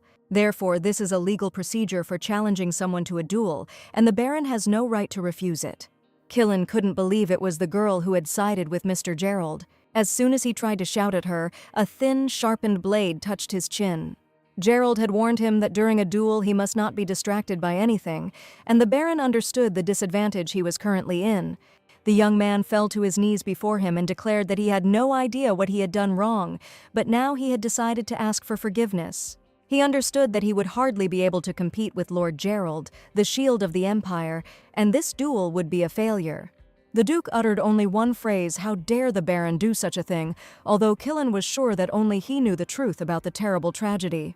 With great fear and horror in his eyes, he looked at Herzen and was even afraid to utter a word in response. The dirty Baron dared to touch Mr. Gerald's family while he tried to get out of it, claiming that the Duke had misunderstood everything. He tried to tell Dai that this was some kind of terrible misunderstanding, and that it was worth explaining what had happened. This was the only chance to finally punish the defense, and the girl asked the Doge with her whole body to tell the whole truth about Farido. She still didn't know where her brother was. She angrily grabbed the Baron by the collar and shouted that he should immediately hand over his brother, and he didn't care at all whether he died or not. The Baron replied with a trembling voice that he had no idea where her younger brother was. Allegedly, in fact, all this time he was also looking for little Farido, but the lady could not believe this incredible lie. He said before that Farido was with him, and that was the only reason she allowed them to be locked up and starved, so she could see her brother. And now he dares to talk nonsense about not knowing where he is, and it was hardly believable. For a long time she tolerated his terrible attitude towards herself and her sisters, and was ready to kill him right on the spot. She couldn't contain her anger, her pain was building up in her heart, and even Oliver asked the lady to calm down, but she didn't care. With a deft movement, the Baron pulled a knife from his pocket, grabbed the lady by the neck and ordered no one to move, and if she tried to attack him even once more, there would be trouble. Killen hardly knew what pity was, and warned that he was ready to kill this child if they did not follow his will. Gerald also did not know the fear of such vile people, and he asked if the Baron could really do this. The Baron was taken aback by the Duke's confidence and asked why he thought he couldn't kill her. The Duke slowly approached him, and the young man shouted again for no one in this room to move from their place. Killen was just a pathetic coward who could never go against the warlike Gerald, who was ready to do anything for his family. The sharpened blade flew past his ear, and locks of hair slowly fell to the floor. The blade was only a few centimeters from his face, and that was Gerald's first warning. Killen's eyes rolled back in fear, because just a second ago the Duke could have easily cut his face in half. His knees buckled, his eyelids grew heavy, and he collapsed onto the cold stone floor like a sack of grain. Gerald arrived not with courage, but with a sentence for treason, wanting to avenge the injustice. Looking at the collapsed Baron, the lady wondered if he was dead, but that was out of the question. She couldn't believe that justice had really triumphed after such a long time. Oliver declared that the Baron would be brought to trial in front of all the nobility, so that everyone would see the price of the audacity to raise a hand against a person from the ducal family. And he promised that now no one would harm the lady, nor her sisters and family. Dia began to cry with joy, and if it weren't for Duke Gerald, the Baron would have been able to do something terrible to them, just like he did to her family. Mother was right. She kept saying that one day a duke would come who would save her family. She believed all her life, even though she had never seen this man, but her mother could not deceive her. Lord Duke Gerald Vines really became the protector of her family, and everything turned out exactly as she said. The next day, Akai came to Gerald and reported that no trace of the people behind this could be found. It seems the Baron's bride had tied up all the loose ends before disappearing, and it was a well-thought-out plan. It turns out that it was the Duke who became variable, and he thought that the villain was using the Baron even more. Many secrets were finally revealed. Gerald learned the whole truth, and Mr. Oliver entered the office. The assistant brought Miss Dia because she decided to talk to Mr. Gerald in person. The lady bowed and thanked him for the favor that no one would ever forget, and now all that remained was to find her little brother. Suddenly, the Duke announced that he was ready to become the lady's guardian as soon as possible, and she did not expect this at all. There were clearly forces involved in this case that were far more powerful than they seemed at first glance, and the puppeteers had not yet been found, so she needed protection. The lady understood perfectly well what this all meant, and suggested that the Duke stay until they found little Farido. Through the open window came the cawing of a huge black raven, which landed on a tree branch near the mansion. The Duke asked if there was something like a spire, a high place for the birds to rest. Behind the mansion, in a small grove, there is an old bell tower of a temple, which the lady told about. But there was one nuance. She had no idea why the Duke had asked this, but Gerald merely replied, there was no time to explain now. He offered to immediately take the girl there with his assistant, and probably there he could find other answers. Once upon a time, his sister wrote a letter to the Duke, asking about his adult life and whether he still took offense when he was called a baby. She talked about the gentle southern sun, a peaceful corner that evil monsters avoid, and she so wanted to show her husband what her fencing training had taught her. A few days ago, she was walking alone and came across a place that resembled the tower where her brother lived throughout his childhood. The sister said that as soon as she walked inside, memories of her brother came flooding back, so she filled the place with his favorite toys. The lady wanted a place where she could miss her brother in silence, and she dreamed that one day she would be able to invite him to this secluded place. The sister always wanted her son to grow up as wonderful as Gerald, and one day the little one followed her, and she decided to show him this wonderful place. She wrote that the baby was incredibly similar to Gerald, and all children love secrets, but he was crazy about the idea of having a secret room. Since then, they were often together in this beautiful place, but much had changed, and now little Farito sat all alone in a dark room. The kid was sad that he hadn't stretched out the hidden treat, but now it was too late, and he had drunk the rainwater to the last drop. Farito didn't understand why he was here and where his beloved mother had gone. On that terrible night, his mother told him that he had to count to 500, and if she did not return, he needed to run to the secret room as quickly as possible and hide there. The little boy didn't understand why they couldn't go together, and his mother promised to simply drive away the evil uncle and ordered him not to go out under any circumstances, no matter who called him, even if it was his sisters. And if she doesn't come, if she's gone for too long, the baby must be a brave boy. Mother promised that one day the Duke of Vines would come. He had to wait for him, and his uncle would find him and would definitely protect him. Gerald knew perfectly well where the baby was, remembering the secret room, the door of which was locked. The heroes barely made it. The door was locked, and as they were climbing up here, Gerald heard louder and clearer how someone's little heart was beating. The lady was suddenly ordered to accompany Mr. Gerald, and she went with him. The Duke asked Oliver if he knew how to open the door without frightening the child even more. And at that moment, Daya couldn't believe her ears. Could it really be that young Master Farito had been there all this time? She started banging her fists on the door, and with tears in her eyes asked her little brother to at least answer something. And if he really was in this room, she asked him to say at least one word. There was absolute silence behind the door, because his mother had strictly forbidden her son to answer a voice, even if it was his sister. The lady seemed to have lost all hope, and it seemed her beloved brother was not here. If he had been here, he would have heard her voice and would certainly have answered her, which, unfortunately, did not happen. She had never seen Farito climb up this tower and ask the Duke why he was sure he was here. Gerald was absolutely sure that the baby was behind this room, and if he did not come out, even after hearing his sister's voice, there was a good reason for this. The Duke heard his heavy breathing behind the door, and he knew downstairs that the boy was right here. Trembling all over, Farito heard someone approach the door, and remembering his mother's words, he covered his mouth with his hands so that his crying would not be heard. He must have been afraid that his family was being held hostage, and he just couldn't bring himself to leave. Daya didn't understand. Her brother wasn't even 6 years old. How could he really think of such a thing? And Gerald said that his mother must have warned him in advance. The lady didn't understand whether they would have to knock down the door while Oliver was trying to calm her down, and the boy was already very scared. He needed to be given a little time. The child was most likely already exhausted to the limit, and it was impossible to frighten him even more. No one knew what the mother might say to her son, and only Gerald could understand his sister. If she really was trying to save him, and before she died she told the baby to run here and hide, there was only one option. The Duke called out his name and declared that whoever was inside had come to protect them. The baby heard the name of the Duke, which his mother pronounced on that fateful night, calling his brother a protector. The door quietly opened. The lady couldn't believe it, and indeed, the baby had been there all this time. Exhausted, with tired eyes, he quietly opened the door and went out to the people, hearing the voice of the Duke. He said his name again so that the little one would stop being afraid. The venerable Gerald von Vines. The hinges creaked like a sigh, releasing the smell of dust and oblivion, and with it the fragile hope that had been smoldering in the child's heart.